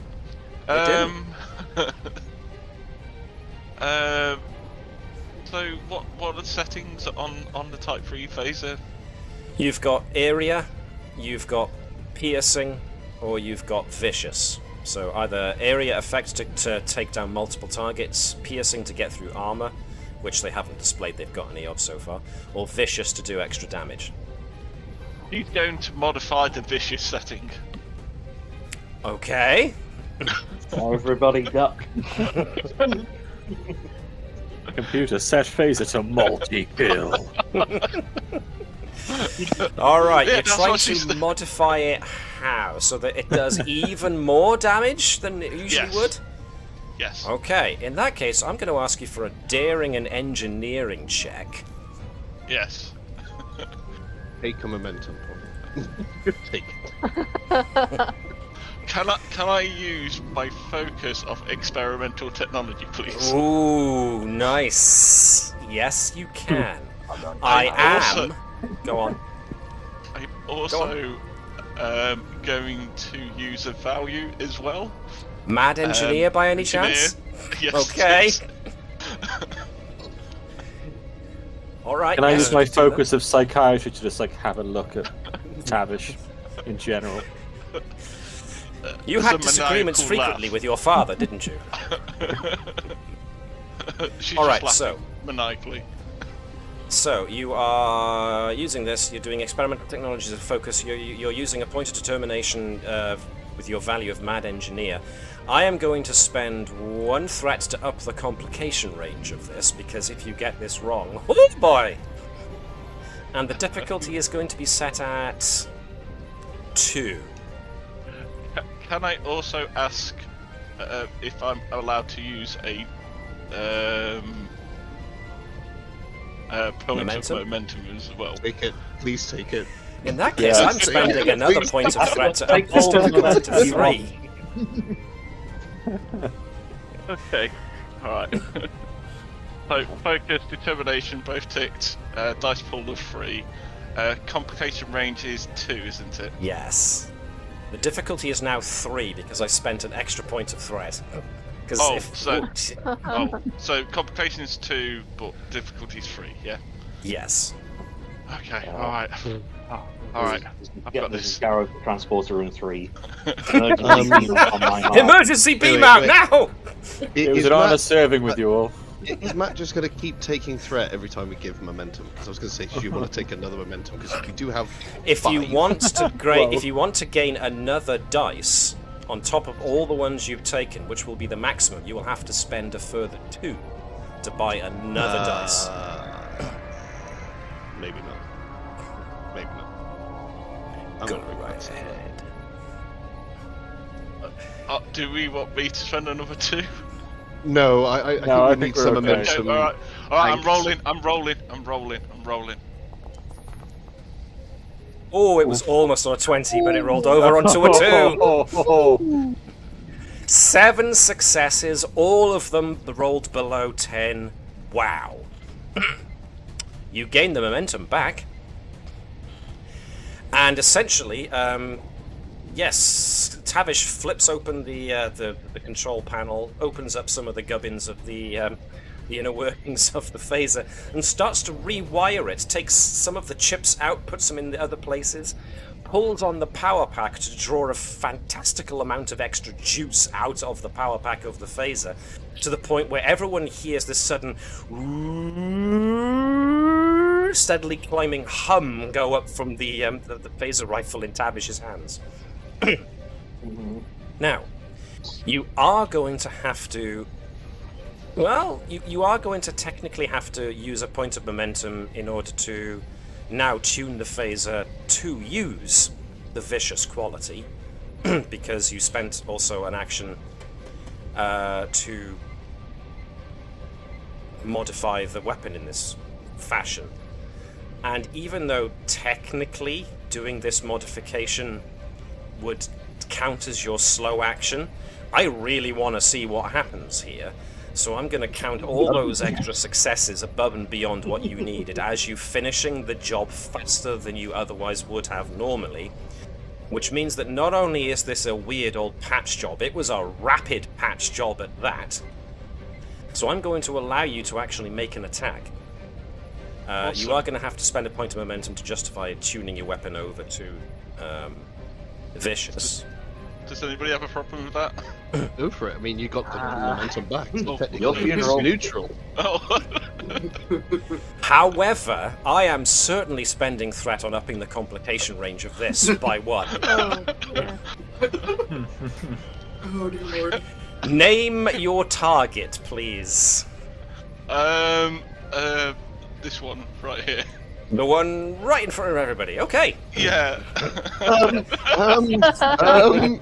Is there any other target? A bit further on, maybe? There's one very far away, really far away, that hasn't moved yet. Alright, this one here. Do we want to go for this one? I think he wants that one all the way up there, yeah. Really no, not really away. Far. Alright. Which one? Yep. That one at the very top has yet to go, so... I'm going to go for this one, actually. The middle one, okay. Not like... Yeah, this one here, yeah. Okay, no problem. Control and security, difficulty 2. I still have a bad feeling if there's a complication can get shot. Control if there's a and complication, you're actually fine. You're on your back behind a pile of rubble. If there's a blast wave, you're shielded. Alright, just to probably let everybody know, except for like Chris B, because he can see this, my security's at 1. My control's at 12, but my security's at 1. Oh. All the best! Good luck! And I'm downrange as well. Okay. Yep. Everyone's pretty much downrange for Dr. Yep. Sott. Go for it! Alright. I'm bouncing, I'm ready. Let's do this. Alright, complication at 2. I'm scared. Yes? Yes, complication at 2. Yeah. It's experimental technology, can I use that as a focus? You have got focus. Oh, I'm looking at somebody else. Oh, go on then. Oh, thanks. Go on then. Alright, I've already spent a point of momentum. I'm not going to spend another point of momentum, so I'm just going to roll the dice here and hope for some success. Oh god! Oh, come on. Oh no. Do you want to spend your final Yes. determination to re-roll that 20? Yes. Yes. I thought it was momentum, but yes. No, it's determination when it comes to a re-roll. Pretty sure Garrel will probably come out with some long Sunburn, maybe. Yes. Alright, I'll spend the last determination to re-roll that. Okay, re-roll, Right, just please. press There's a re-roll re-roll results. results button, but you're only rolling one, so 1 dice with focus.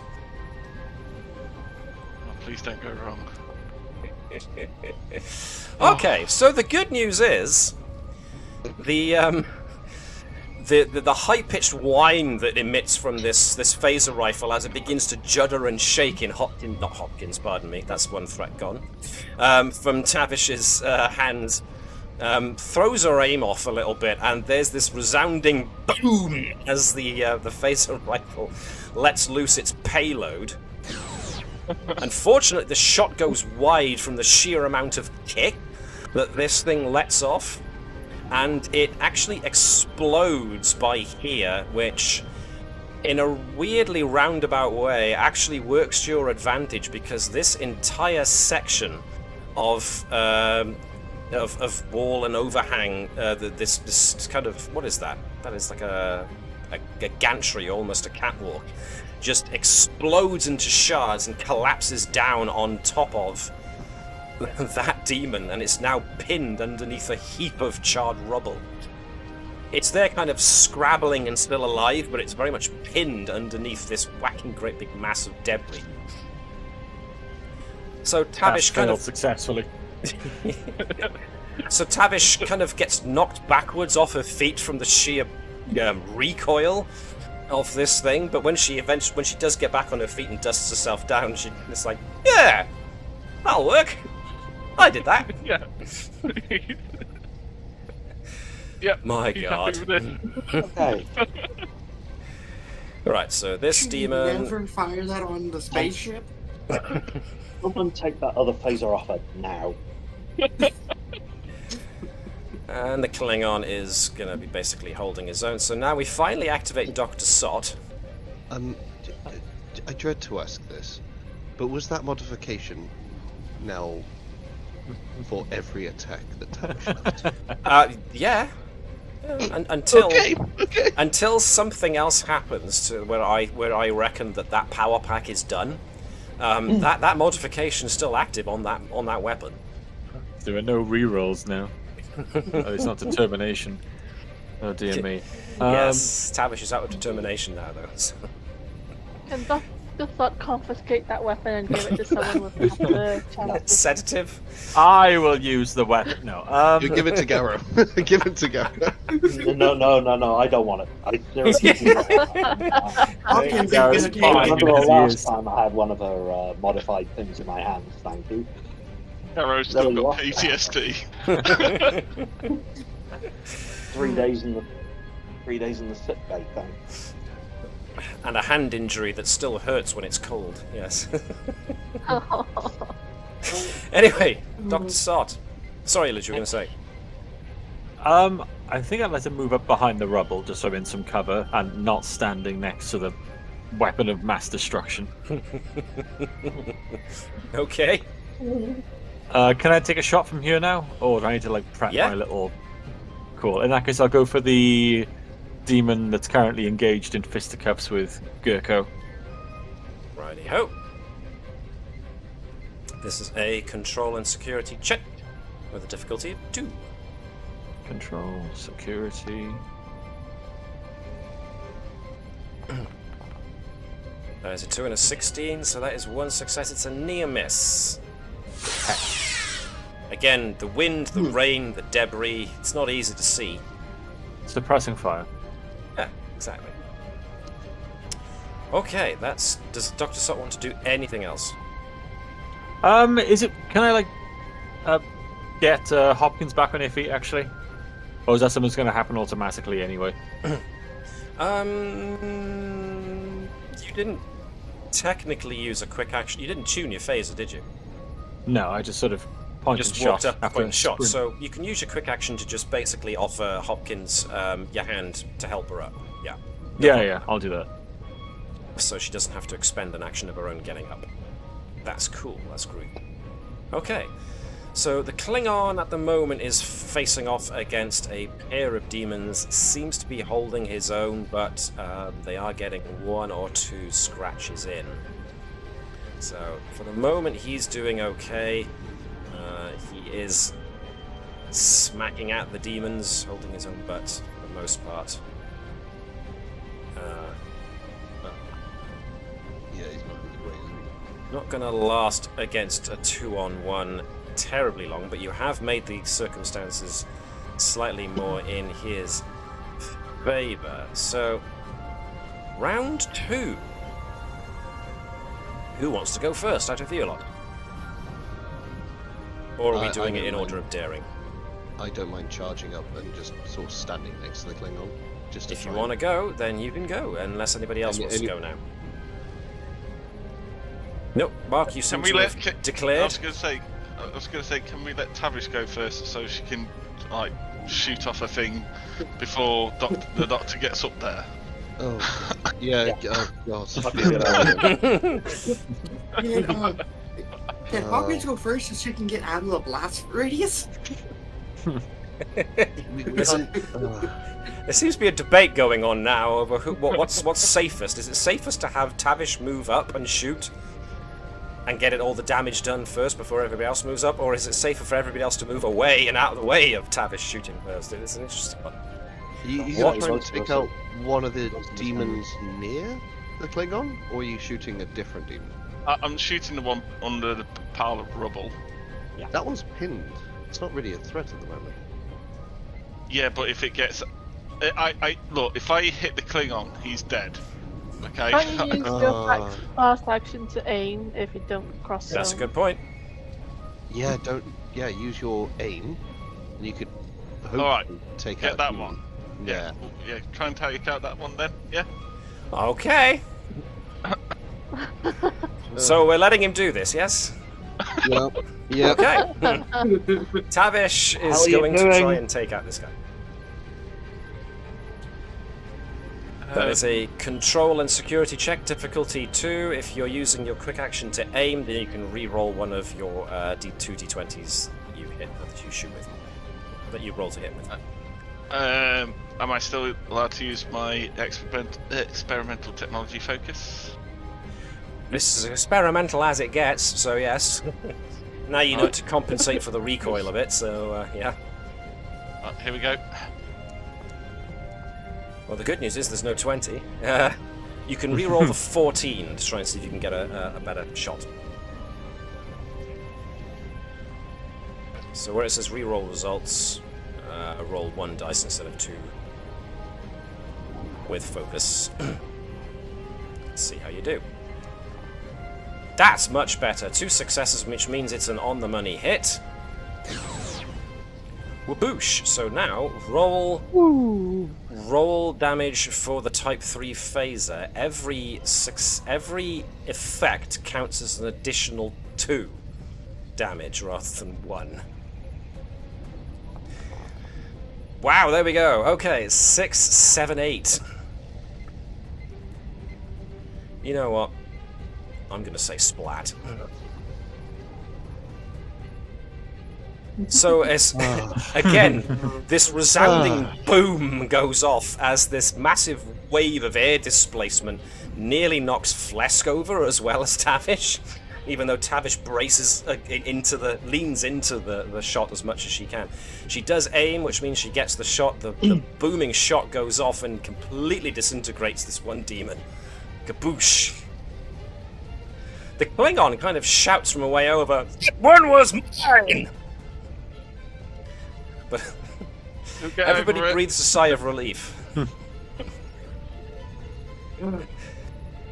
Everybody visibly unclenches after the successful shot. Let's go back to Phlesc, which I can't because I activated him. But let's Phlesc was going to have a go. Actually, no, it's going to be a demon's turn now. So let's do a demon. The demon wants to go against the Klingon, so the demon manages to take advantage of the fact that the Klingon takes his attention away for a moment. Rakes him a couple of times. Right, now we can go back to Phlesc. Right, I am going to hope that I can do some damage to this demon, but also put myself, so using my quick action to move. Ooh. So I'm between those two. Alright. But I'm going to try and take aim at this demon. Oh. Standing shoulder to shoulder with the demon. The demon standing shoulder to shoulder with the... Yeah, let's get this distinction correct. Switch sides all of a sudden. Phlesc! Curse your sudden but inevitable betrayal! No, let's go for it. I get what you mean. So, obviously can't aim. I'm just going to go for a Type 3 phaser. So it's security and... Control, please. Difficulty 2. Oh, gosh, please don't mess this up. I don't really have anything to roll with it, so just... No, you don't, so just go with it. Well, the good news was it went from a 19 right down to a 1, so that's 3 successes. That is a good, solid shot. So, yeah, you got 1 over what you needed. Do you want to put it back in the momentum pool, or do you want to put it on damage? I want to put it on damage, since I did absolutely nothing last time. Just good sort of choice. Grazed it. So let's try and do some damage. So, just roll a Type 3 phaser. Yes, please.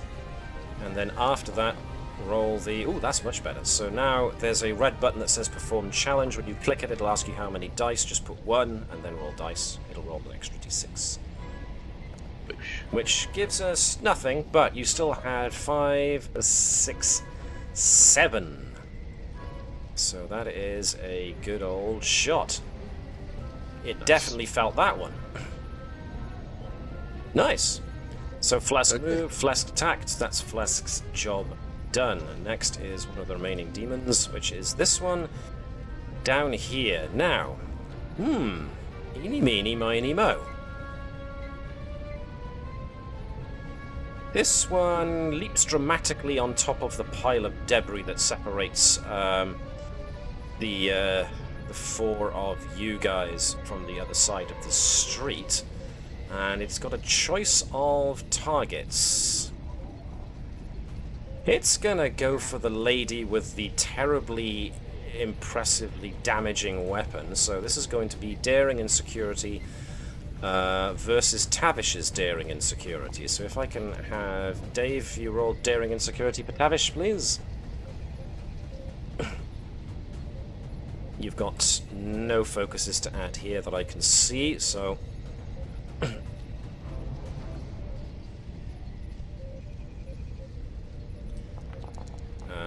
That's not very good, which means the demon does succeed, and it gets 2 extra, because it managed to do 2 over what you managed. So, 3, 4... So that's actually 8 in total versus Tavish. So Tavish, ooh, dear me.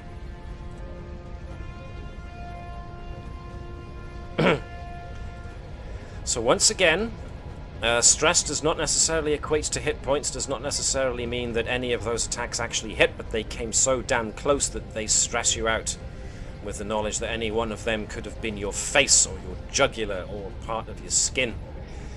Any more of this goes on and you might actually start getting slowed down by the stress exhausting you to the point where a shot actually does land. Who's going next out of you guys? I mean, Hopkins now has an opportunity to go toe-to-toe with this thing.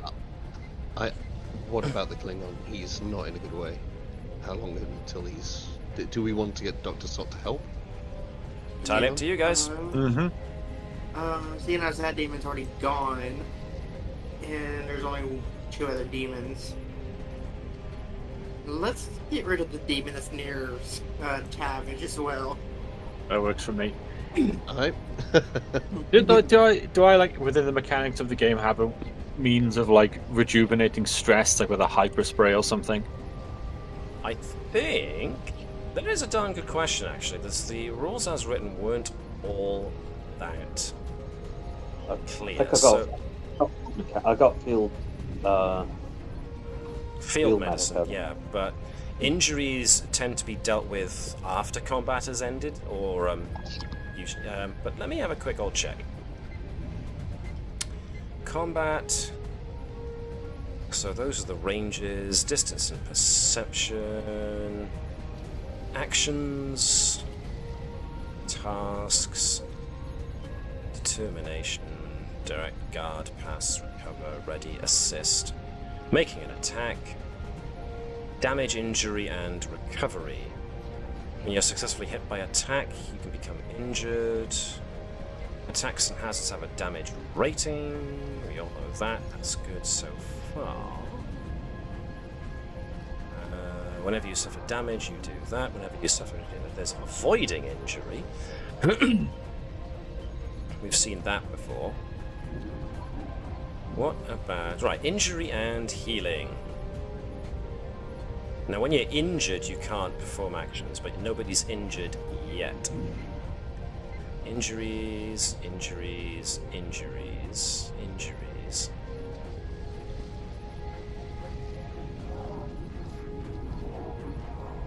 There's nothing at the moment to say that I can find, and this is probably due to as much the fact that, like I said before, it's never been entirely clear. If anybody on chat is watching and knows the thing differently, then do let me know. Yeah, I haven't been able to find it. So yeah, I know you never see. Oh, sorry, go on. No. It was essentially.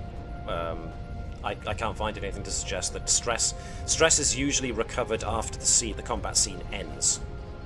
Okay. So I know you don't really see, like in Star Trek, the episodes like the Doctor running around after the crew, like healing them on the go. But obviously, from an RPG perspective, in that case, I will just take I guess I'll use my actions to like sort of steady my hand and take a shot at the demon that's just standing on all this rubble. Oh, okay. I was under the impression that Hopkins was going, but if we want the Doctor to get to go, then that's fine. Oh, sorry. No, I don't mind. Well, it's up to either of you. Did you want to go first? Sure. Take care of the demon. I might be able to kill the demon. Yeah, go for it. Kill him. Sott could always kill Steel if she doesn't manage to. Yeah, that's good for me. I don't think I'm gonna use a determination of never back. Never back down. Okay. So this is going to be daring and security again versus the demon's daring and security. So I will roll first. I get 2. Okay. So using a determination has automatically gotten you something. You also, I think you didn't mean to roll 3 dice there because... oh, sorry, yeah. So I'll ignore the one of the 17s, and you've still got 3 successes. So you've got 1 more than me, which means you can either bank that extra success to put back into the momentum pool, or add it to damage. I think I'm going to add it to damage. Cool, so roll the bat'leth and use the perform challenge dice button to roll an extra dice. That's pretty good so far. An extra 2! And since I use a determination... Yes, you do. You get to roll again to see... And you don't get it back this time, I'm afraid. But that's still 7, 8, 9, 10. Oh! That was a most telling exchange. Hopkins definitely got the upper hand of that. Using the bat'leth to its best ability as being able to ward off attacks and then retaliate in kind. Very nice. Very nice indeed. Okay, so that's Hopkins done. Next we go back to Demon. Demon is going to try and free itself from the rubble, so that's going to be fitness and security. 2 successes. Right, cool. This guy frees itself of the stuff of the debris that's pinning it down, but that's all it can do for now, which means that if you want to, Dr. Sott can now go. Yeah, maybe if I try and finish this guy off, then Garrow is free to, do a heck of a lot more damage elsewhere. Alright. Yeah, I'll do my original plan and I'll go for this demon. Control and security with a phaser then. Are you going to use your fast action to tune your phaser, or was it already tuned? I can't remember. I think it was already tuned. I don't think. Oh, it might well be, yeah. I think I've tended to. Yeah, okay. Can I spend determination to get an extra dice as well, just to like stack the deck? Determination is possibly not what you want to go for because you can use that for a reroll. Oh, okay, yeah, okay. Never mind then. Ignore me. Momentum. You can use a point of momentum to add an extra dice to hit, certainly. I'll just go with the standard for now. Okay. So I'll just roll the dice. Okay, now I'll reroll. Yeah. If you want to use determination to reroll, then reroll. 1 dice. Because you could get a really low, and you only got 1. So that's still a miss, I am afraid. But using your determination,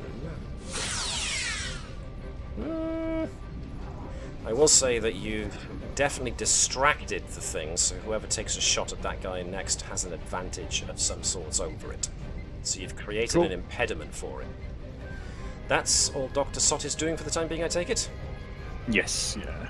In which case, let's go for this demon on Neshlel.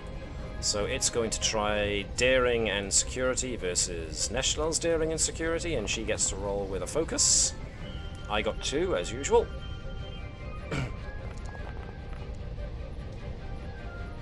And you got 1, which means that the demon actually gets the upper hand of this exchange. So it manages to turn whatever the stalemate was to its advantage, and does not too much. 1, 2, 3, 4, 5, 6. Excuse me, 6. So again, close calls. A couple of them far too close for Neshlel's liking. But nothing that is too damaging or dangerous at this point in time. So next, well, does Neshlel want to hit it back? Yes. I'm going to take a fast action to aim. I'm going to blow its non-existent brains up. Stick the phaser under the chin and press the button. I like. Under the demon's chin. Let me quickly clarify that, where I was going with that. So, yep, control and security. Control and security. Ooh, that's good. That's 2 successes. That's an exact hit. So, yeah, roll them bones. Roll that damage. Okay.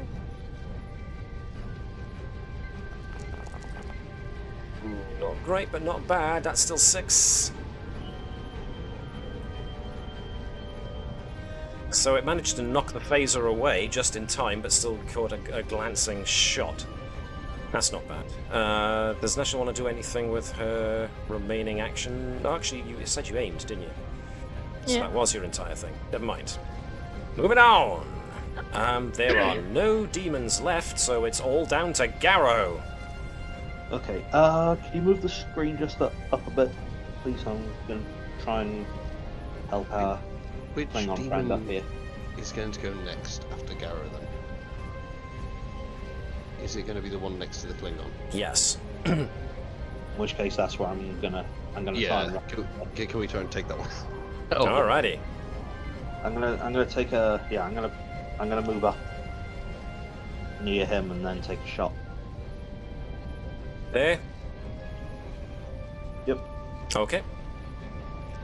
Okay. Yeah, I'm gonna take a shot at. That one? Okay, yep, groovy. So that's control and security with a focus on phases. Let's see how we do. Thank you.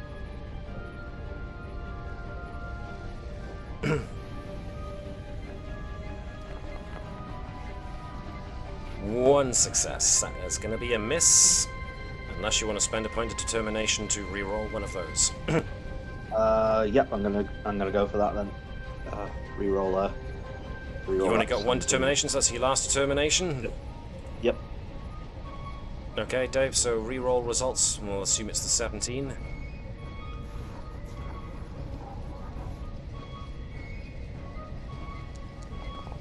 Much better. 3 successes, so you can put an extra point of damage in.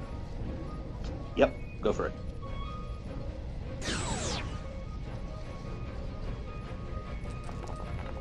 Oh, hello! That's more like it. 7, 8, 9, 10, 11, 12, 13. Oh, he did.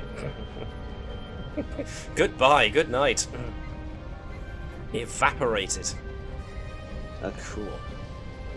So that's pretty much all I can do there. Yes, it is, but that was, to be fair, more than enough. Alright. The tide has very firmly turned against them. The demons see that this particular fight is beyond their capability to win. And so they turn about and flee, just evaporating into nothingness as they go.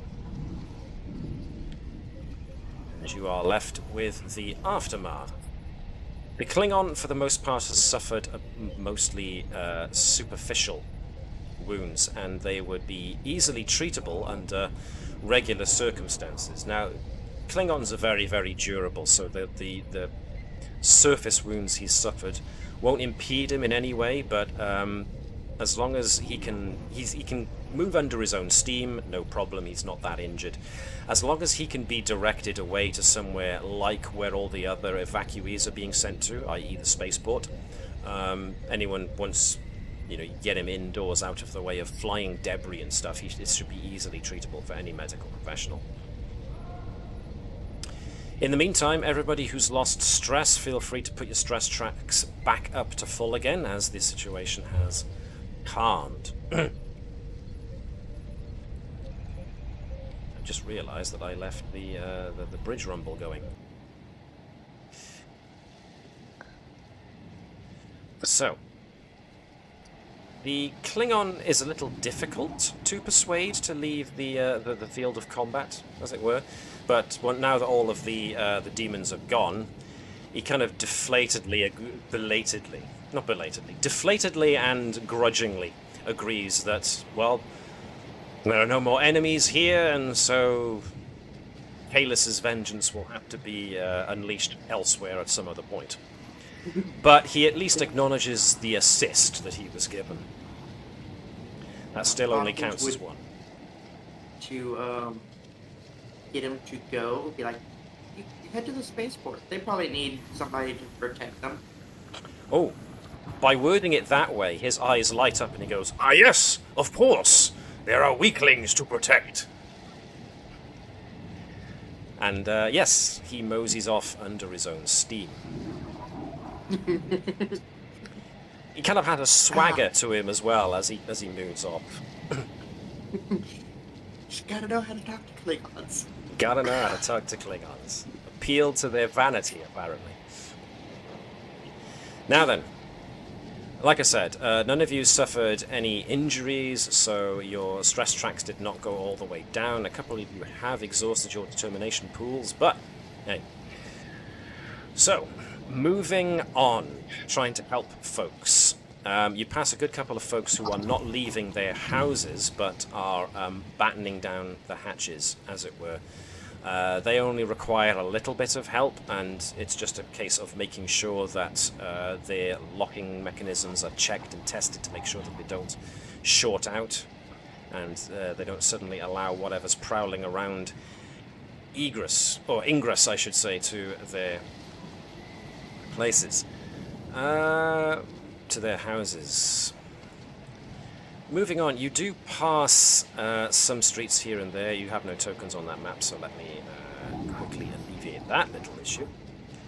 Boop, boop, boop, boop, boop. Have I missed anybody? Nope. Okay. You do at one point come across a street, whereupon there appear to be... Ooh, I've put you on the wrong side of the divide. I do apologize. Blop.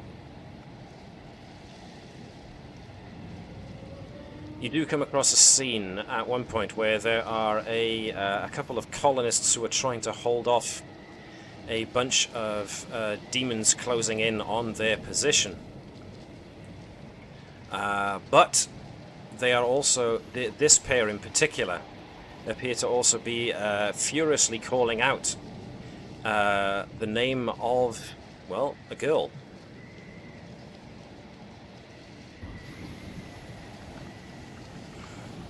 As they're trying to hold back the demons. So, Ooh, I've crashed. So you've crashed. Log back in. So you have. So rather than make this another long combat encounter, I will enable some guys to lend their weight, their efforts to helping these guys hold back the demons, whilst others can maybe help look for the wayward child. So I'll jump in and hold the line here. Yeah. Okay. Hopkins will help hold the line too. I'll go for the search party. I'm a bit useless in combat. Okay, search party goes to the right. Who is Neshlel joining in? The fight or the search? I think the fight. It's got to be the fight. Alright, Phlesc, fight or search? I'm going to go for the search. I'm not much use in a fight. Tavish, fight or search? Search, but she's going to offer her Type 3 phaser to someone if they want it. If they want it. Here, take this, it'll help. Hopkins is gonna take just more to be like, yeah, I'll gladly have it. Yeah, it's confiscated. So I almost picture there that Hopkins takes it but holds it by a finger and a thumb as far away from her as possible. It's like, yes, thank you, I will take this and use it. And she very carefully puts it on her back. Yeah. I ain't firing this thing. The first thing that Trasa notices is that this phaser rifle is unusually warm on her back. It's kind of its own little heat source. A little too close for my liking. It's been keeping me warm during this rainy weather. Oh, really? Yeah. It's fine. So, the Look, first thing I'm going to do Trust my modifications. is ask for the combat team to give me a group. Well, it depends. Some of you, at least one of you, probably Gerkow, can be the primary, who will be rolling 2 dice. The other 2 can roll 1 dice to assist. And it's going to be, you can either do daring and security or control and security, whichever one you prefer. Sorry, can you pull my sheet up a moment, please, just? Gerkow would be better off using control and security, which suggests laying down cover fire with a with a ranged weapon, whereas Commander Hopkins would be better going in hand to hand, as would Neshlel really, because she's got hand to hand combat. So, Did you want me to perform test then? So first let's have Trasa and Neshlel do their daring and security checks, both of them using only 1 dice, because they are assisting, using their various focuses. I will keep the difficulty to myself for the moment. So that's 1 success. So now if you can roll Garrows, please, Dave. Is there any focuses? Yes, phases. Okay. And we're not going to use point of determination. I haven't got any. No, Not he's out. determination, not determination, the other one.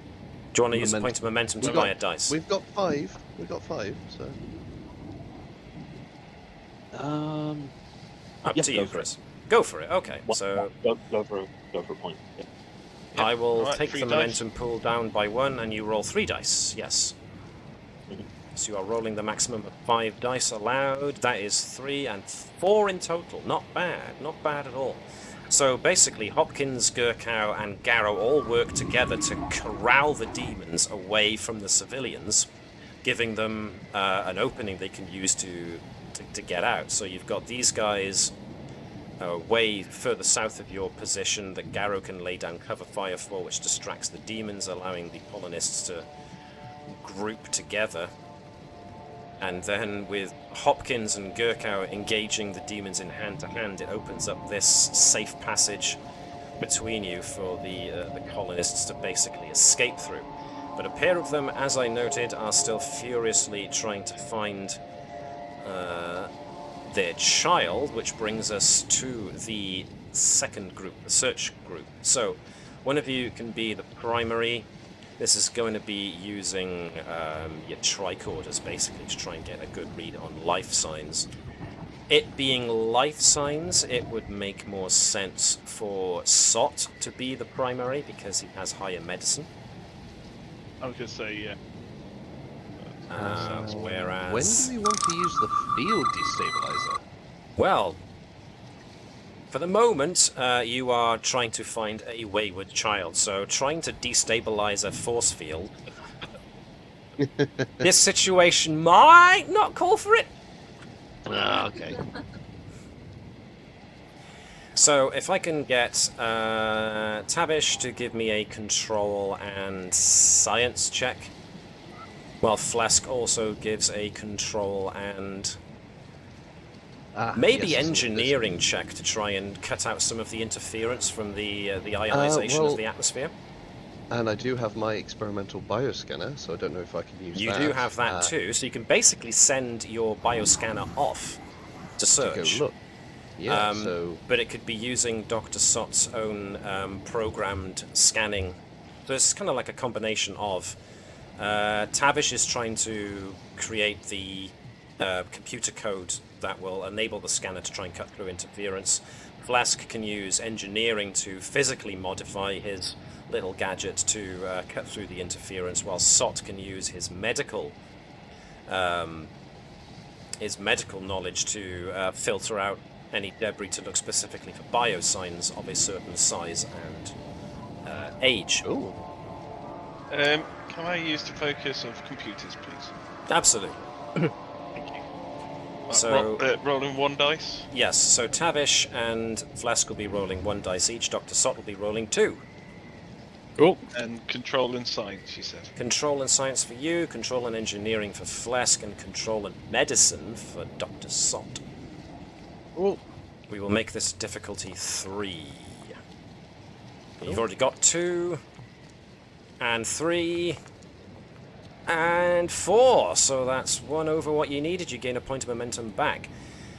Your Phlesk's little device goes flying off in this direction, picks up traces of a small human life sign that lets you know that as you all move over this ways, I'll bring you around, that there is a pile of refuse that seems to be where this life sign is emanating from. It doesn't take you long to uncover it and find a rather frightened little girl cowering amidst the debris, using it as a shield. Congratulations. Clever girl. Clever girl. Tavish is oddly nice to the little girl. Oddly. Well, well, for everybody else, this is, Tavish is not really nice to other people. She's a bit more forthright, but now she's actually being a gentle-mannered, is what you're trying to say. Yeah, she's really gentle with this little girl. To the point where Sott actually puts 2 fingers up against Tavish's forehead to feel that she isn't running a fever. Doesn't feel feverish. Pupils aren't dilated to suggest she's under the influence of narcotics. Huh, who knew? Tavish is a nice side. Can I run my medical scanner over the little girl? Yes, she has suffered no damage. She's just heightened levels of stress. Thank you. Tavish goes, take my hand. We'll go and find your mum and dad. No problems there. So what happens next is essentially you've got these colonists who need to be transported to safety, and things are getting pretty hairy with the wind increasing and the flying debris. You eventually have to retreat from this area. I am going to have to bring everybody together again, aren't I? So we found the little girl, Commander. So here you go. Here's Mum and Dad.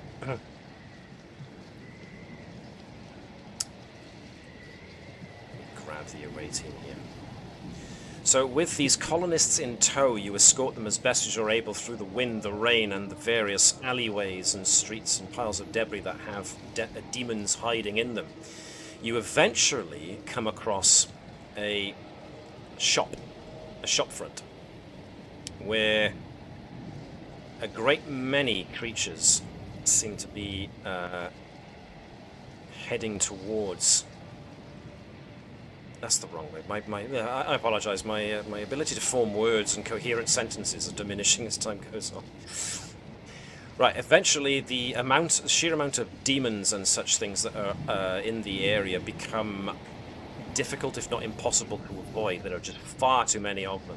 Eventually, however, you do come across what seems to be some kind of shop that is being used by a number of civilians as like a shelter.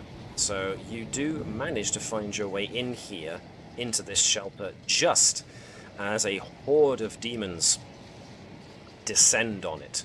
So, you've got a back entrance to this place over here, which has got some crates and stuff being used as a barricade. That's over here. There's a couple of folks back here who are keeping an eye on it. But these folks are at the front of the shop and have piled up boxes and crates in front of the main primary entrance in order to try and keep that closed while there are demons basically banging on the door. So,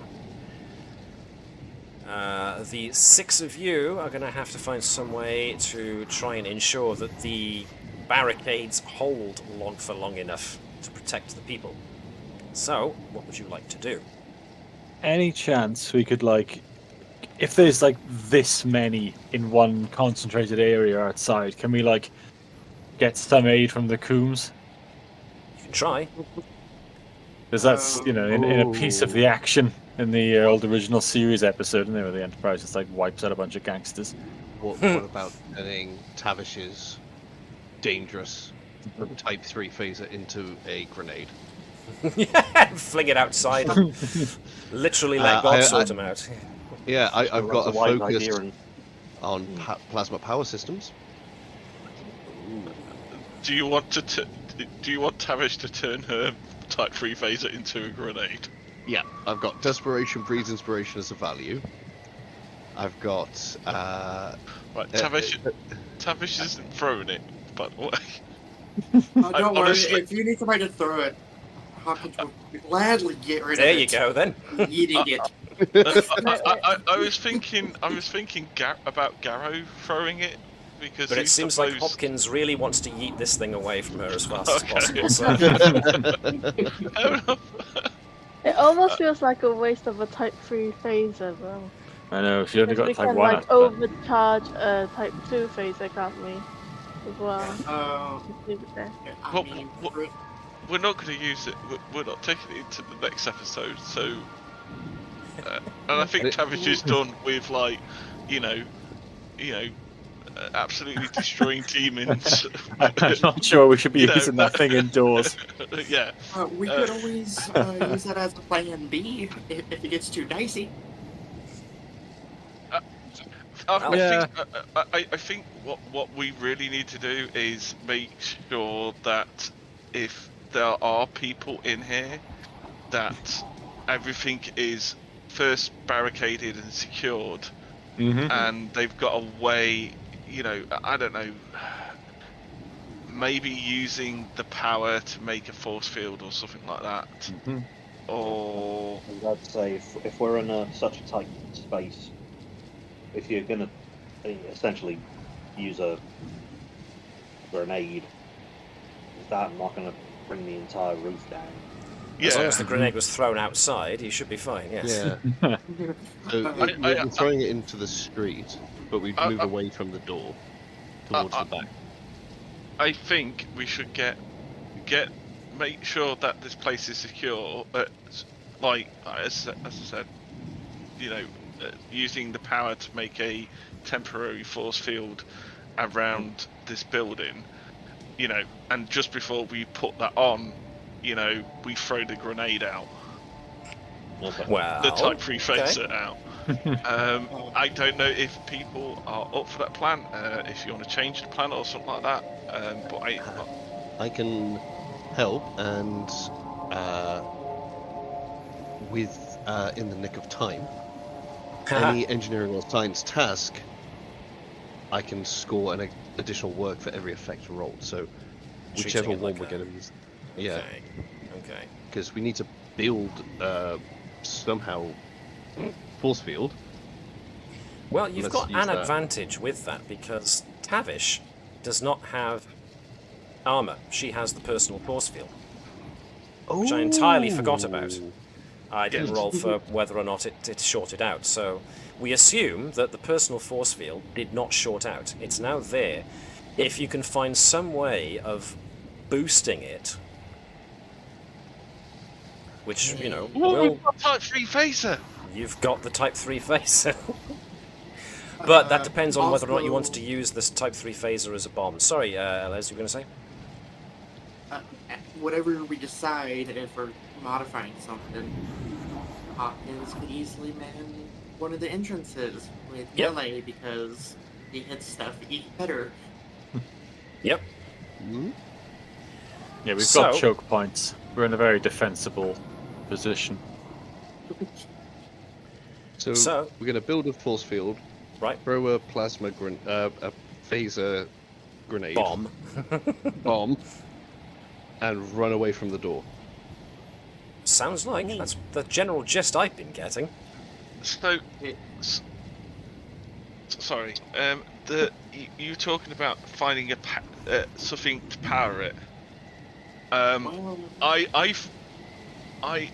gonna see if I can also do if I can use the personal, shield, and rewriting the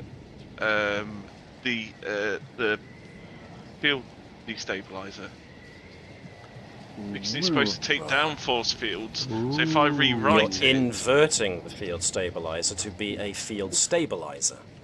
Yes. And interesting. Need more energy. Hopkins will hand you her Type 3 phaser that is not modified yet. All right. That makes more sense. And electroplasma power systems, that's my focus and speciality. So... Ooh. All right, then. What I will do, then, is... this is too short a thing to be much of an extended task, but I'm going to treat it almost as if it were. I am going to keep it in my head how many successes you need to accrue. But basically each of you can do a job independently of the others that can contribute in some fashion to the whole. If that means some of you are basically helping somebody pull up a power pack and modify it, then you can. But a certain number of successes will be required to complete this job. So I will go around everybody and ask you what you are doing, and therefore what skills you are using to do it with, and then you will roll, and hopefully will have accrued the requisite number of successes by the end of it. I just have one question. One question, okay. I have a talent. Yep. Which says whenever using engineering on an extended task. As you're classing this as a kind of extended class, does extended task, does this come into effect? It does indeed. Give me a sec. So, if you achieve a breakthrough or an effect on one challenge, you receive a second breakthrough. There you go, cool. Yeah. So that will work to your advantage. Whenever you use engineering on an extended task, if you achieve a breakthrough on at least one effect, and that will be down to me to determine. Okay, fine. So Tavish is going to need to use engineering in some fashion in order to get that to work. Yes. So I'm going to go round everybody, and you are going to tell me what you're going to do. Then you're going to roll it, and we'll see how many successes we accrue. So, just to put a gap in the list of whatevers, I'm just going to do something as a random roll. Right, so that guy now is just acting as a divider between your previous rolls and the rolls that are going to be for this project. So, I'm going to go from top to bottom. What's Garrow doing to add to this? Okay. Sorry, can you... You could try overloading a phaser if you wanted to.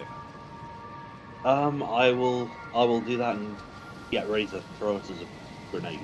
Alright, so you're getting ready to do that, so cool. I'm going to ask you to give me a control and security check. Yep, could you... With a focus. Yep. Sorry, can you... Dave, can you roll? Oh, sorry, my bad. Okay, what am I doing? Control and security, please. Control and security, yes. Perform task. With a Any focus. Yes, please. Focus. Rolling dice. Okay, so that's 3 so far. Not bad. Now can I have Phlesc say what he's going to be doing? Just... Well, ideally, because of parent figure, as well as in the nick of time, engineering focus, but I'm assisting, so I think I'm going to be assisting Tavish. Okay then, so let's do Tavish and you assisting then. Yep, because that way, at least, if there's a complication between our roles, we can ignore it. Yeah. Cool beans. In that case, let's grab Tavish. What's Tavish doing? Probably something to do with engineering, modifying the weapon and the force fields. That was it. So yes.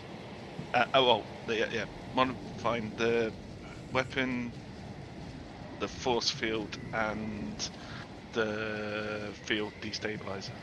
Can I get you to give me a reason and engineering check then, please, with focus?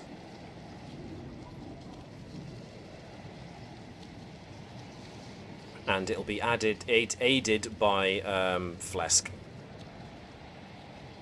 with a reason and engineering of his own. Okay. Reason and engineering. 2 successes. So I'm performing the task. I've got desperation breeds inspiration. Definitely to value, but do I want to use that? No. Entirely up to you. Definitely using focus for electroplasma power systems. Okay. And am I rolling 1 dice as assistance? 1 dice as assistance, yes. Unless anyone wants me to pump it up with momentum, because we don't actually know how many successes we need. I say yes. Alright, let's. I'll take a momentum to roll Okay, extra dice. noted. Ooh. Okay. 1, 2. Okay, that's 7 so far, not bad at all. So that leaves us with Neshlel. What's she doing? I guess there's no point in further assisting Tav, can I? Well, there's any amount of technical jiggery pokery that can be done to do stuff with. If you want to do something engineering wise, then feel free to. I mean,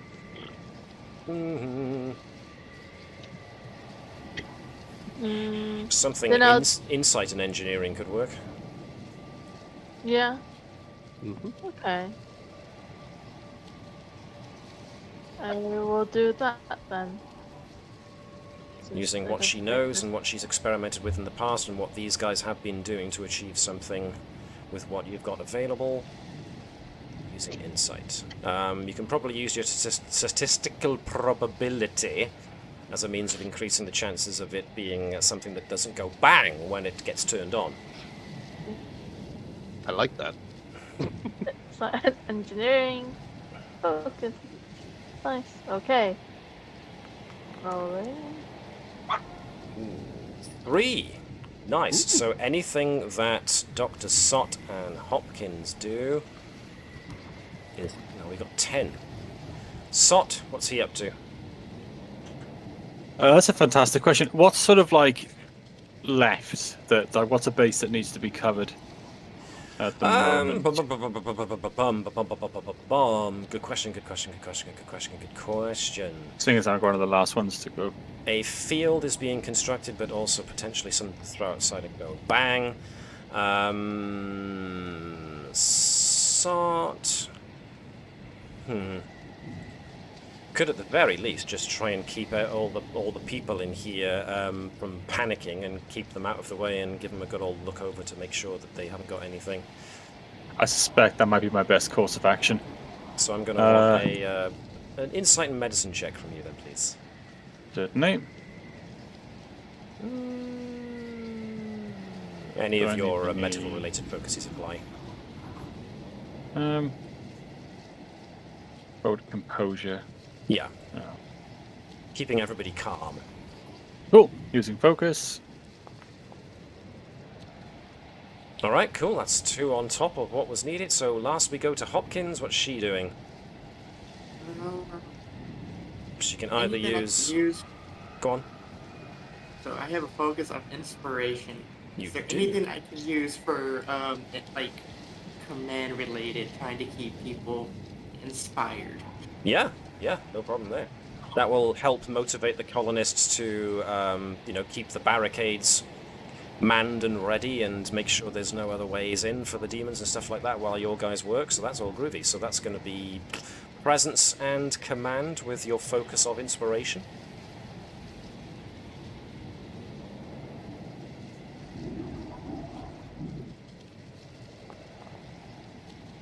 Ooh. Okay. Oh, parent figure? You know what, ordinarily I'd be very, very pedantic and say you weren't aiding this particular one, you were aiding something else, but I'm going to go with okay. Because it's all a part of the same extended task. It's all part of the same extended task, so yes. I know I'm reaching. But I will allow that, that's fine. We'll take that as a... Commander, are you sure you want to say that? In front of the children. I was going to roll determination during that. Okay, no, that's it. Mark got there first to justify use of his talent, which ignores the complications. So you still get 1 success. You don't need to re-roll it. You don't need to use that. Okay.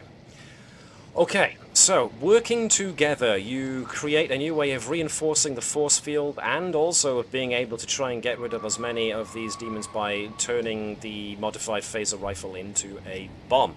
This requires exquisite timing as well, because as the field generators are being set up and they need to be dropped and then raised really quickly as the weapon gets primed and then thrown out.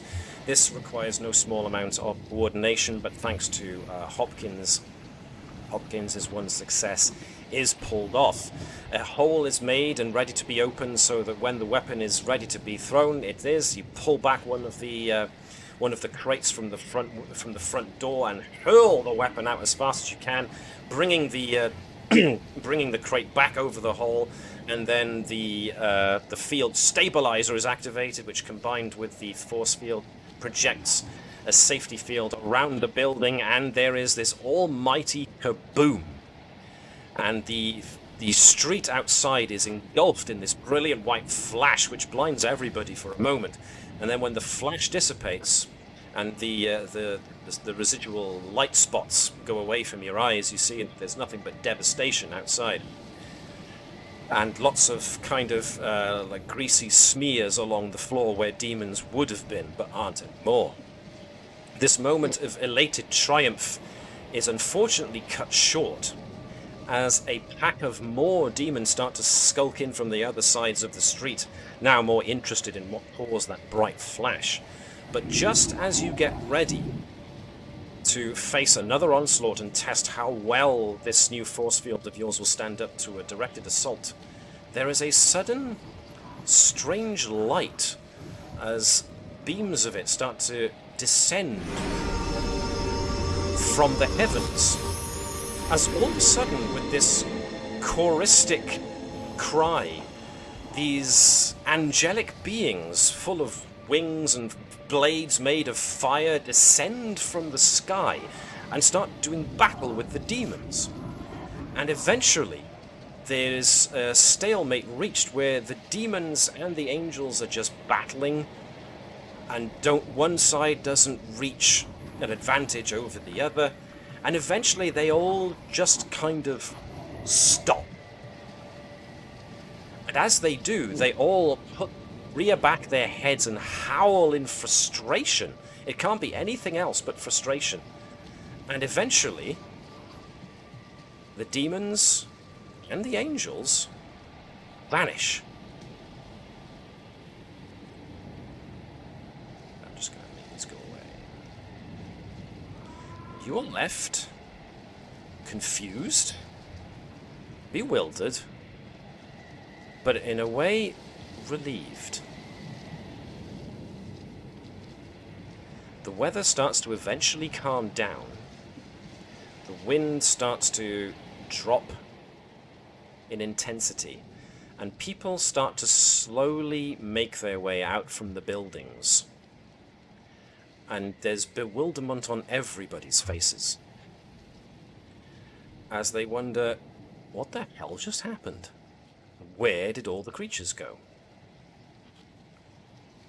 As you yourselves are wondering what's going on, you suddenly get a comm badge chirp from the combs. So back to away team. Come in away team. Commander Hopkins here. Hopkins, it is agreeable that you are still alive down there. Sensors were having difficulty making you out. The Combs has just managed to record a tremendous rise of energy that seems to be concentrated on a specific mountain top some kilometers away from the main colony. The energy output that emanated from that specific location appeared to be timed with the disappearance of the creatures and the storm. Sensors indicate that there is still a well of energy that appears to be emanating from these specific coordinates.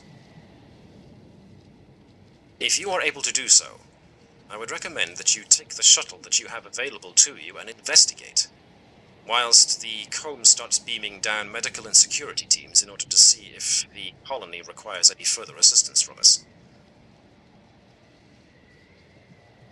Understood, sir. We'll be on our way. Excellent. Combs out. She will slowly turn and look at Kavish. Looks like we're gonna be using you as a pilot again. I don't know why you... perfectly honest, Commander, I don't see why you seem so... what's the word? Reticent? Hesitant? Hesitant. Worried? Worried about being in a shuttle with me. I have proven myself over and over again. Worried about that one guy that you don't pull up fast enough. Given the success of the force field grenade combo, yes, I'm feeling a bit more confident about the flight. As long as it doesn't. I wish people would stop underestimating me. I know I've got a terrible personality, but it doesn't mean I am not useful. Oh no, you're useful. This is you scared the crap out of us. This being this light. I like that. Look. No. There's no question about your use. You're just really bloody scary. Okay. Between us and those demons, I think I'll... Look. Carry on. If a 5-year-old can... If a child can take being in a shuttle with me, I'm sure you can, Commander. Very well. John probably thinks he's on a roller coaster, but okay. Okay. Child? Are we kidnapping a child? What? I believe the what should have been said there was, if a child can trust me with its safety, then perhaps you can too, because there wasn't a shuttle. Oh, ride. okay. That was where Dave was going. Yes. I understood what you were going for, Dave. It's fine. Yeah, I'm with you. Thank you, mate. Mark's just being a pedant. Tavish does not want to kidnap a child. Let's make that extremely clear right now. Yeah, yes. Okay. Let's head to this mountain where we have a energy output from. Yes, Commander. So it doesn't take you long to find your way back to the spaceport, and when you do, you find it full of people who have been brought there for the safety of the building that it offers. This allows you to get into your shuttle and take off. The weather, for the most part, is clear, and you are able to fly without any problem. You find yourself eventually at the top of a mountain, which is definitely where there is a focused amount of energy coming from. There is only enough room on the there's not enough room on the top of the mountain in order to set down the shuttle, so you are forced to set the shuttle down at the foot of the mountain and go on foot. That's foot twice in the same sentence. My English teacher is turning circles right now. Nevertheless, you have to ascend the mountain on foot, but as you do, you realize that there has been a path cut into this mountain from what looks like regular folks using such pathways. So it appears to be a place of regular pilgrimage. So much so that when you eventually reach the summit, you find a small shrine that offers shelter from the wind, which, because you're up on a high mountain now, is a lot more obvious and a bit more biting too, with the temperature having gone down, you being on such a high place. The view that you have, though, is a beautiful and commanding one, as you can basically look down on the vista before you and see the colony in the distance and the plains that stretch out on all sides. At the end of this, at the very, very top of the mountain, you find what seems to be almost like a raised dais of some sort at the end of an outcropping of rock that almost looks like a platform. Your tricorders register that there is a huge amount of energy that seems to be coming from the area dead ahead of you. To have a mass spectrometer now. See? I was waiting for that. What did I say? What did I say before we came out here? Considering we had to ascend this massive mountain, did anybody think to pack the anti-grav sled? Oh. You can ski down the rest of the way. So you are now here, you have reached the tippy top, and there is very definitely a strong sense of something here. Even though none of you are of a telepathic races, you can definitely feel a presence here. Do we have the setup on the experimental bioscanner still from when we found the little girl? Can we do a nice big sweep with those mods? You can. And I will tell you now that it doesn't detect a regular life form. But anybody else using a... Sorry, Connie, you were going to say? Sorry, I just wanted to say to cross-reference it with the lights we saw on the mountain and the entities within the storm. In that case, I will say there are similarities, yes, in that the energy signature that was detected when the energy flare happened right before each of those things occurred does seem to match the frequency of the energy that is coming from the spot slightly ahead, but it is definitely different in another way that it is The demons didn't seem to have any kind of substance to them. The angel you didn't really take that many scans of, but it was a similar thing. It was a being made of energy that didn't have any more substance to it than what it seemed to be. This, however, seems to be almost like a point where the energy, this ambient energy seems to be bubbling to the surface. So, you then notice that the air around this place around you gets slightly darker, as with a great flash, if I can just find it. There it is. Go on, play.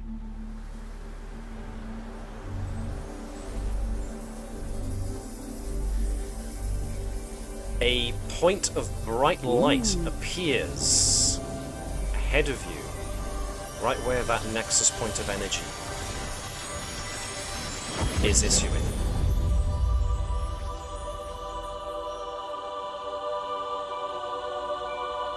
Behold, I am the Lord, your God.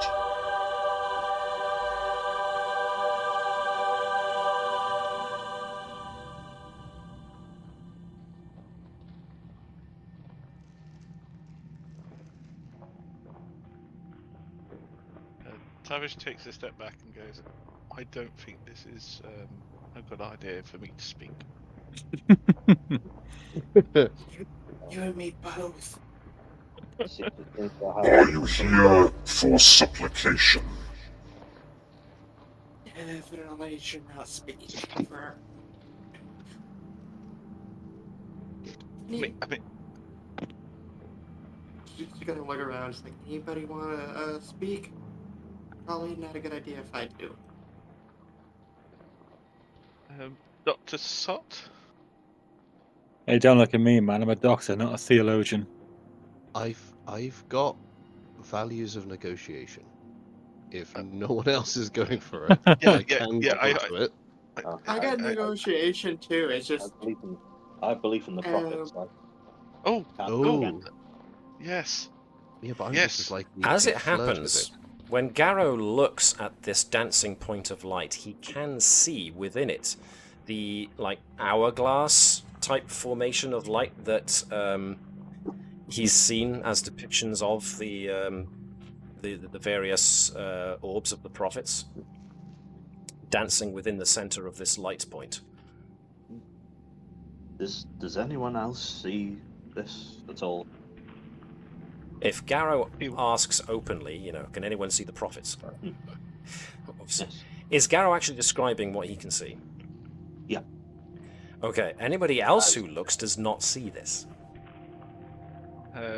Tavish just turns around and says, I just see a really, really, really bright flashlight. when Hopkins looks in it, what does she see? Hopkins has never struck me as being particularly religious. Or more, she goes more towards the Klingon portion. Yeah, and if we recall, Klingons are pretty... They're not atheistic. They're very much, it's more a case of hero worship than anything else. They kind of almost deified Kalis. But they didn't think him a god, they just thought him divinely touched, kind of thing. As Warp said, the Klingons killed their gods because they were too much trouble. So Hopkins doesn't really see anything particular, but there's a definite presence of something. Step forward, if you would offer answers.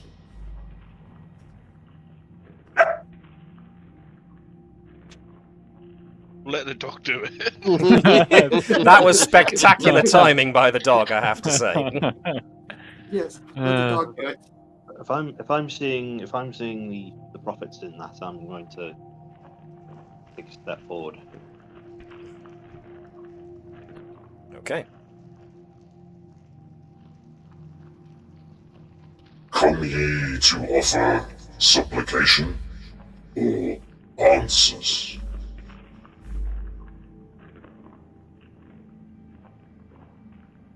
Why do the people below not all conform one way? One way to worship. One God, one vision.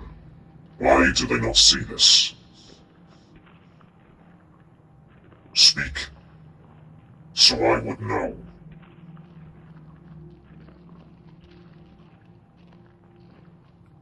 That's on you, Garrow. I will say that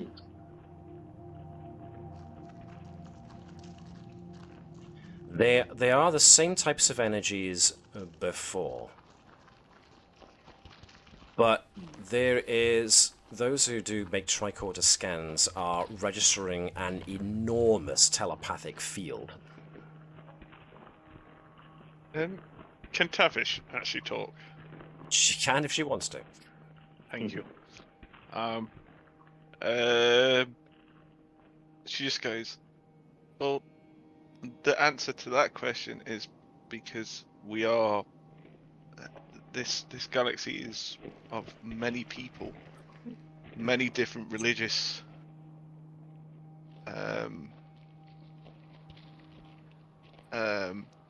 Faiths and such.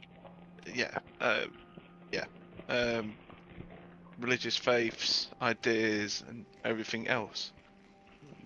People will never conform to just one idea of a god.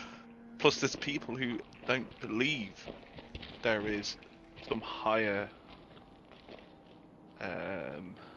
being out there who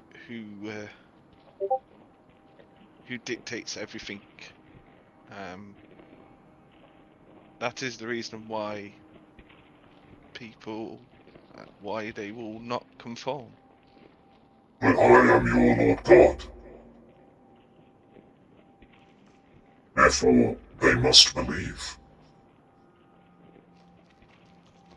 Why do they not believe? They believe in their gods. They do not believe in you. But if I am God,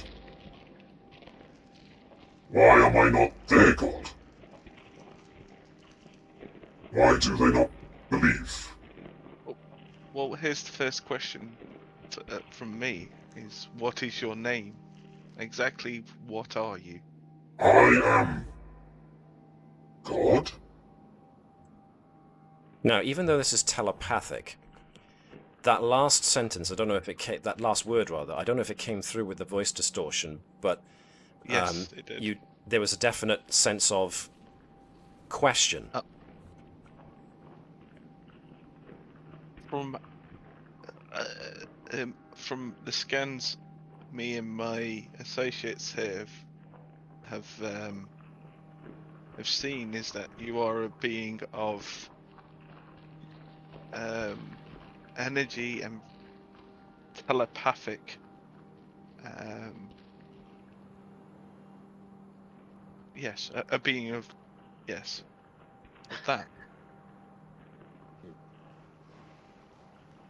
Telepathic energy. Yeah. Telepathic power. How long have you been God?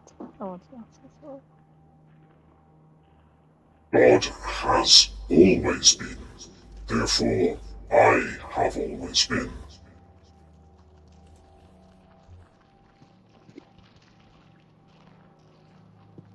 Holmes to away team. Come in, away team. Combs to away team. Go ahead. We don't know what it is you're doing down there, but we are detecting the energy signature that you appear to be conversant with.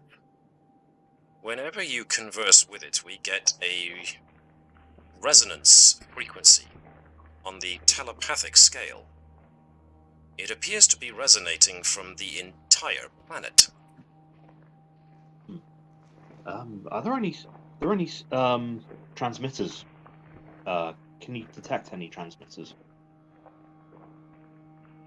Our sensors indicate that you are communicating with the transmitter.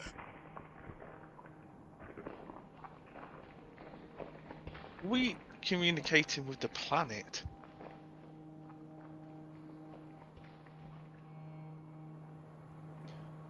Can we ask God why he needs uniformity in his praise? Sure. Because if they believe in their own way, why would it need to be consistent? Why does God demand the one way? There must be... Wrong voice changer. Whoops. There must be one way. I hear too many voices, too many different beliefs. Am I God? If so, am I a loving God? But if I am a loving God, why must I destroy? I need to know. What am I? Are you this planet? Yes.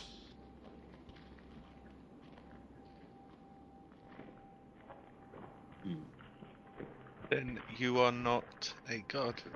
You are a being. A very powerful being, but a being that is. I can create something from nothing. I can hear the thoughts of all. Is that not like a god? No. We can create matter from our replicators. We have species that are telepathic and hear thoughts as well. Garrod's captain.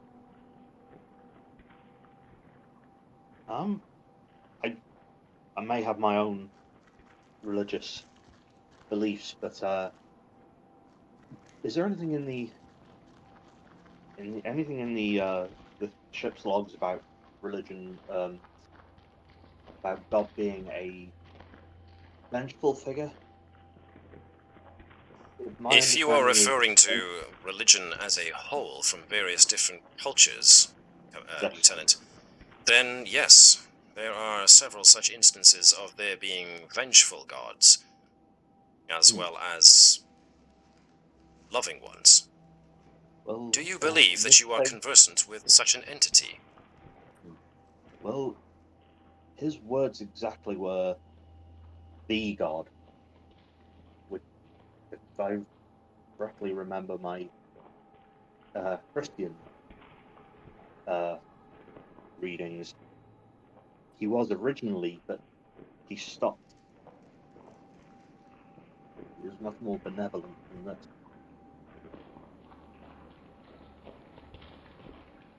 So?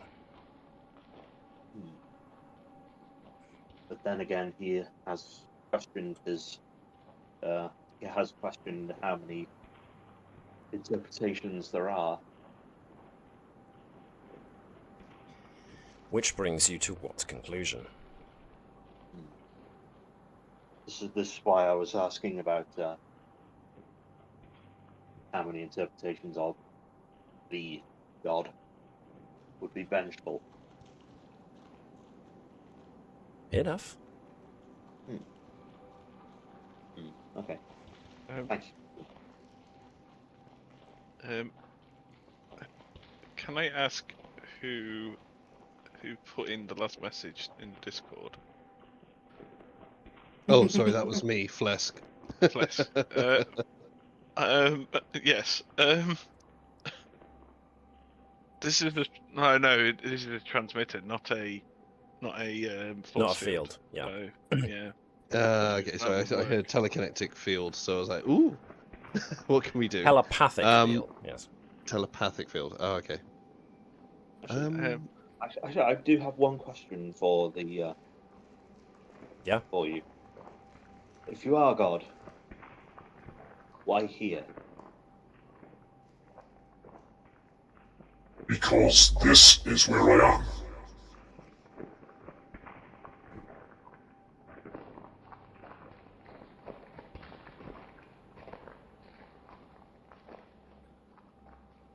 All planets you could have chosen to reside on, this particular one. Because this is where I am.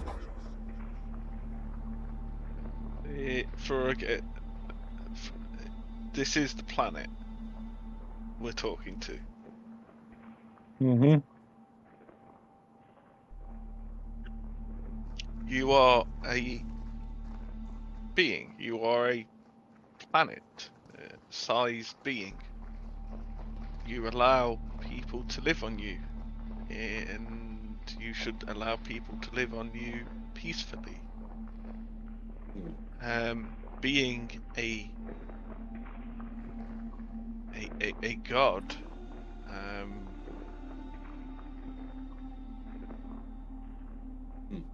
Then I why do you allow am not God.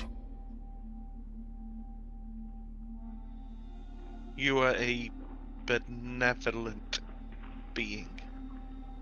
From what we've seen.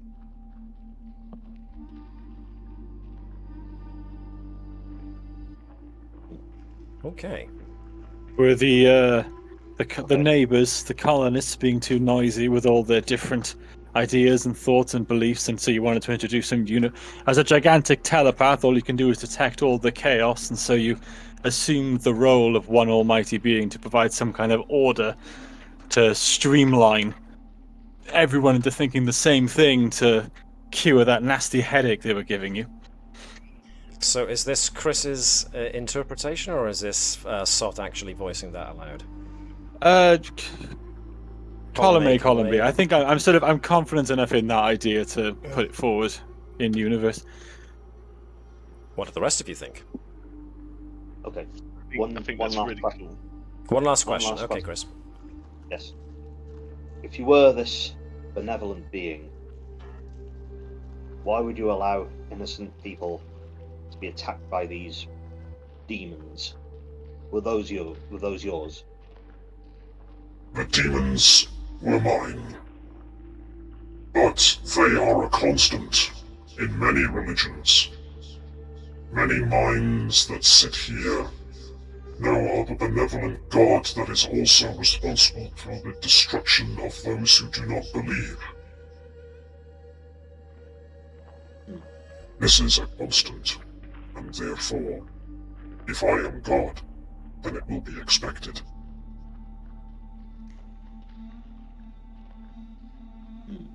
If you are God, but God wouldn't need silence.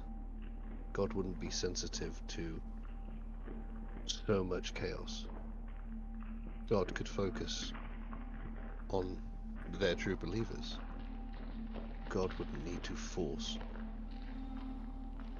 They would attract. Then I am not God.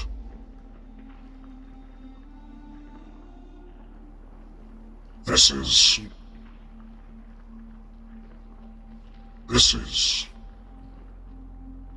good.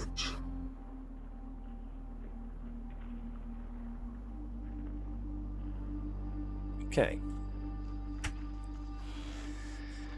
We have run over a little bit, but this was an important scene. But you do appear to have grabbed the gist of it, so well done. And this becomes the crux of it. You appear to have identified a planet as a life form. So, needless to say, you have at least put enough doubt into its mind that it's not actually God. And Mr. Powell pretty much hit the nail on the head, it seems, when he suggested that if it can hear the voices of all the faithful on this planet, then that's a lot of very consistent yet conflicting imagery. So, how this creature came to be here, why it hasn't been encountered before, what if it's the only one of its kind, what if there are more out there? These are all very interesting questions. Questions, I am afraid, that are going to have to be left to be answered at some other point. Needless to say, this now raises an interesting question when it comes to the colonists of this place. Because now, technically, this isn't necessarily a planet anymore. This is a sentient creature. So, I don't know if you guys have anything you would like to suggest as a course of action. Oh, is this first contact with a sentient creature? Essentially. Oh, what does the Prime Directive state there? Have we already intervened? Well, I think that ship has sailed in terms of non-interference. I'd like to check one last thing. Yeah. And that is when we were attacked by those demons, did the Coons pick up? Were those storms isolated to that particular area, or was it planet-wide? It was the storm only happened in the area around the main colony. It didn't happen anywhere else. Okay. So, like a cartoon rain cloud. It was just one big performance. In short, just those particular people were non-believers. No one else. Just that group. Hopkins is wondering if it is an actual being. Is the farming on the planet Earth. I didn't quite catch the last bit, Elizabeth. Can you say that again? When people are farming. Oh, right. Them tilling the ground hurt. Well, that's an interesting question, because for the majority, what you remember is that for the majority of it, the place is pretty arid. Thank you for tuning in, Suitable Substrate, as usual. And, yep, enjoy the sweet summer moments, he says. Well, thanks for saying so much. Yes, these all introduce very interesting questions. Yes, does ploughing the dirt actually hurt the creature? Does people living on it hurt the creature in some way? I mean, if it's being able to hear everybody's thoughts, and this has been driving it to think that maybe it is God, or a God, or the God, or some gods, or whatever, these are all very interesting philosophical questions that are going to have to be asked. But needless to say, the Federation Diplomatic Corps are going to have a very interesting time of things. As to the question of whether or not this is now a planet and that people can colonize anymore and keep calling home, well, that's going to be an interesting kettle of fish to open, isn't it? But for the moment, we will consider your mission completed, because this is now way beyond the parameters of your original mission, which was to find out what's going on with the Voices of Purity. And get them to stop, so... Tavish walks away just going, see, told you, poppycock. Yes, but for just a moment there, you were wondering if it was real. No idea what you're talking about. Hopkins would let the captain know and be like, do we stay? Do we go? Do we get the Diplomatic Corps out here? What do you want to do? In the end, the captain is probably going to recommend that the Starfleet Diplomatic Corps come out here, but in the meantime, the colonists need to be alerted as to what's actually going on, which is, yeah, you've been living on the back of a sentient creature this entire time, and maybe soften the blow a little bit. Don't let the captain actually say it. Maybe let Commander Chahal actually break the news, because a Vulcan will probably say, yes, your stupid thoughts about religion have confused this poor creature, and you should all be ashamed of yourselves, or something, I don't know. Vulcans. This is why Tavish likes her captain. Likes her captain, yeah. But for the most part, yes, congratulations, folks. You have solved the mystery of Ashgrave IV. What happens from here? Well, we can only imagine. But we have actually run 15-odd minutes over time. But this was a very important ending, so I didn't really want to push it to an early end. So yes, thank you everybody who tuned in to the stream. We'll be cutting this short now, and thanks as always to my players for throwing themselves into this so well. I hope you all enjoyed watching it as we seemed to enjoy playing it. Those of you who are watching this on YouTube, if you did enjoy this, then kind of consider giving us a like. This doesn't just promote us in the eyes of our Lord and Master, the algorithm. All hail the algorithm. But it also helps boost those who are doing Star Trek related stuff and actual plays as well. So, yeah, don't just do it for me, do it for everyone else. But in either case, thank you very much for my intrepid players. We will see when we see you next. In that regard, I will not be here next weekend because even GMs have to have holidays every now and again. So we will probably be joining around this virtual table again in 2 weeks' time, and we'll see what happens after that. So in the meantime, thank you all very much for watching, and I would ask you to all do like the Vulcans do, which is live long and prosper, but not stare blankly at somebody and raise a quizzical eyebrow. We actually mean to deal with infinite diversity in infinite combinations, and to all look after each other, treat each other with respect and kindness, and we will see you all again, hopefully in 2 weeks' time. Hailing frequencies are closed.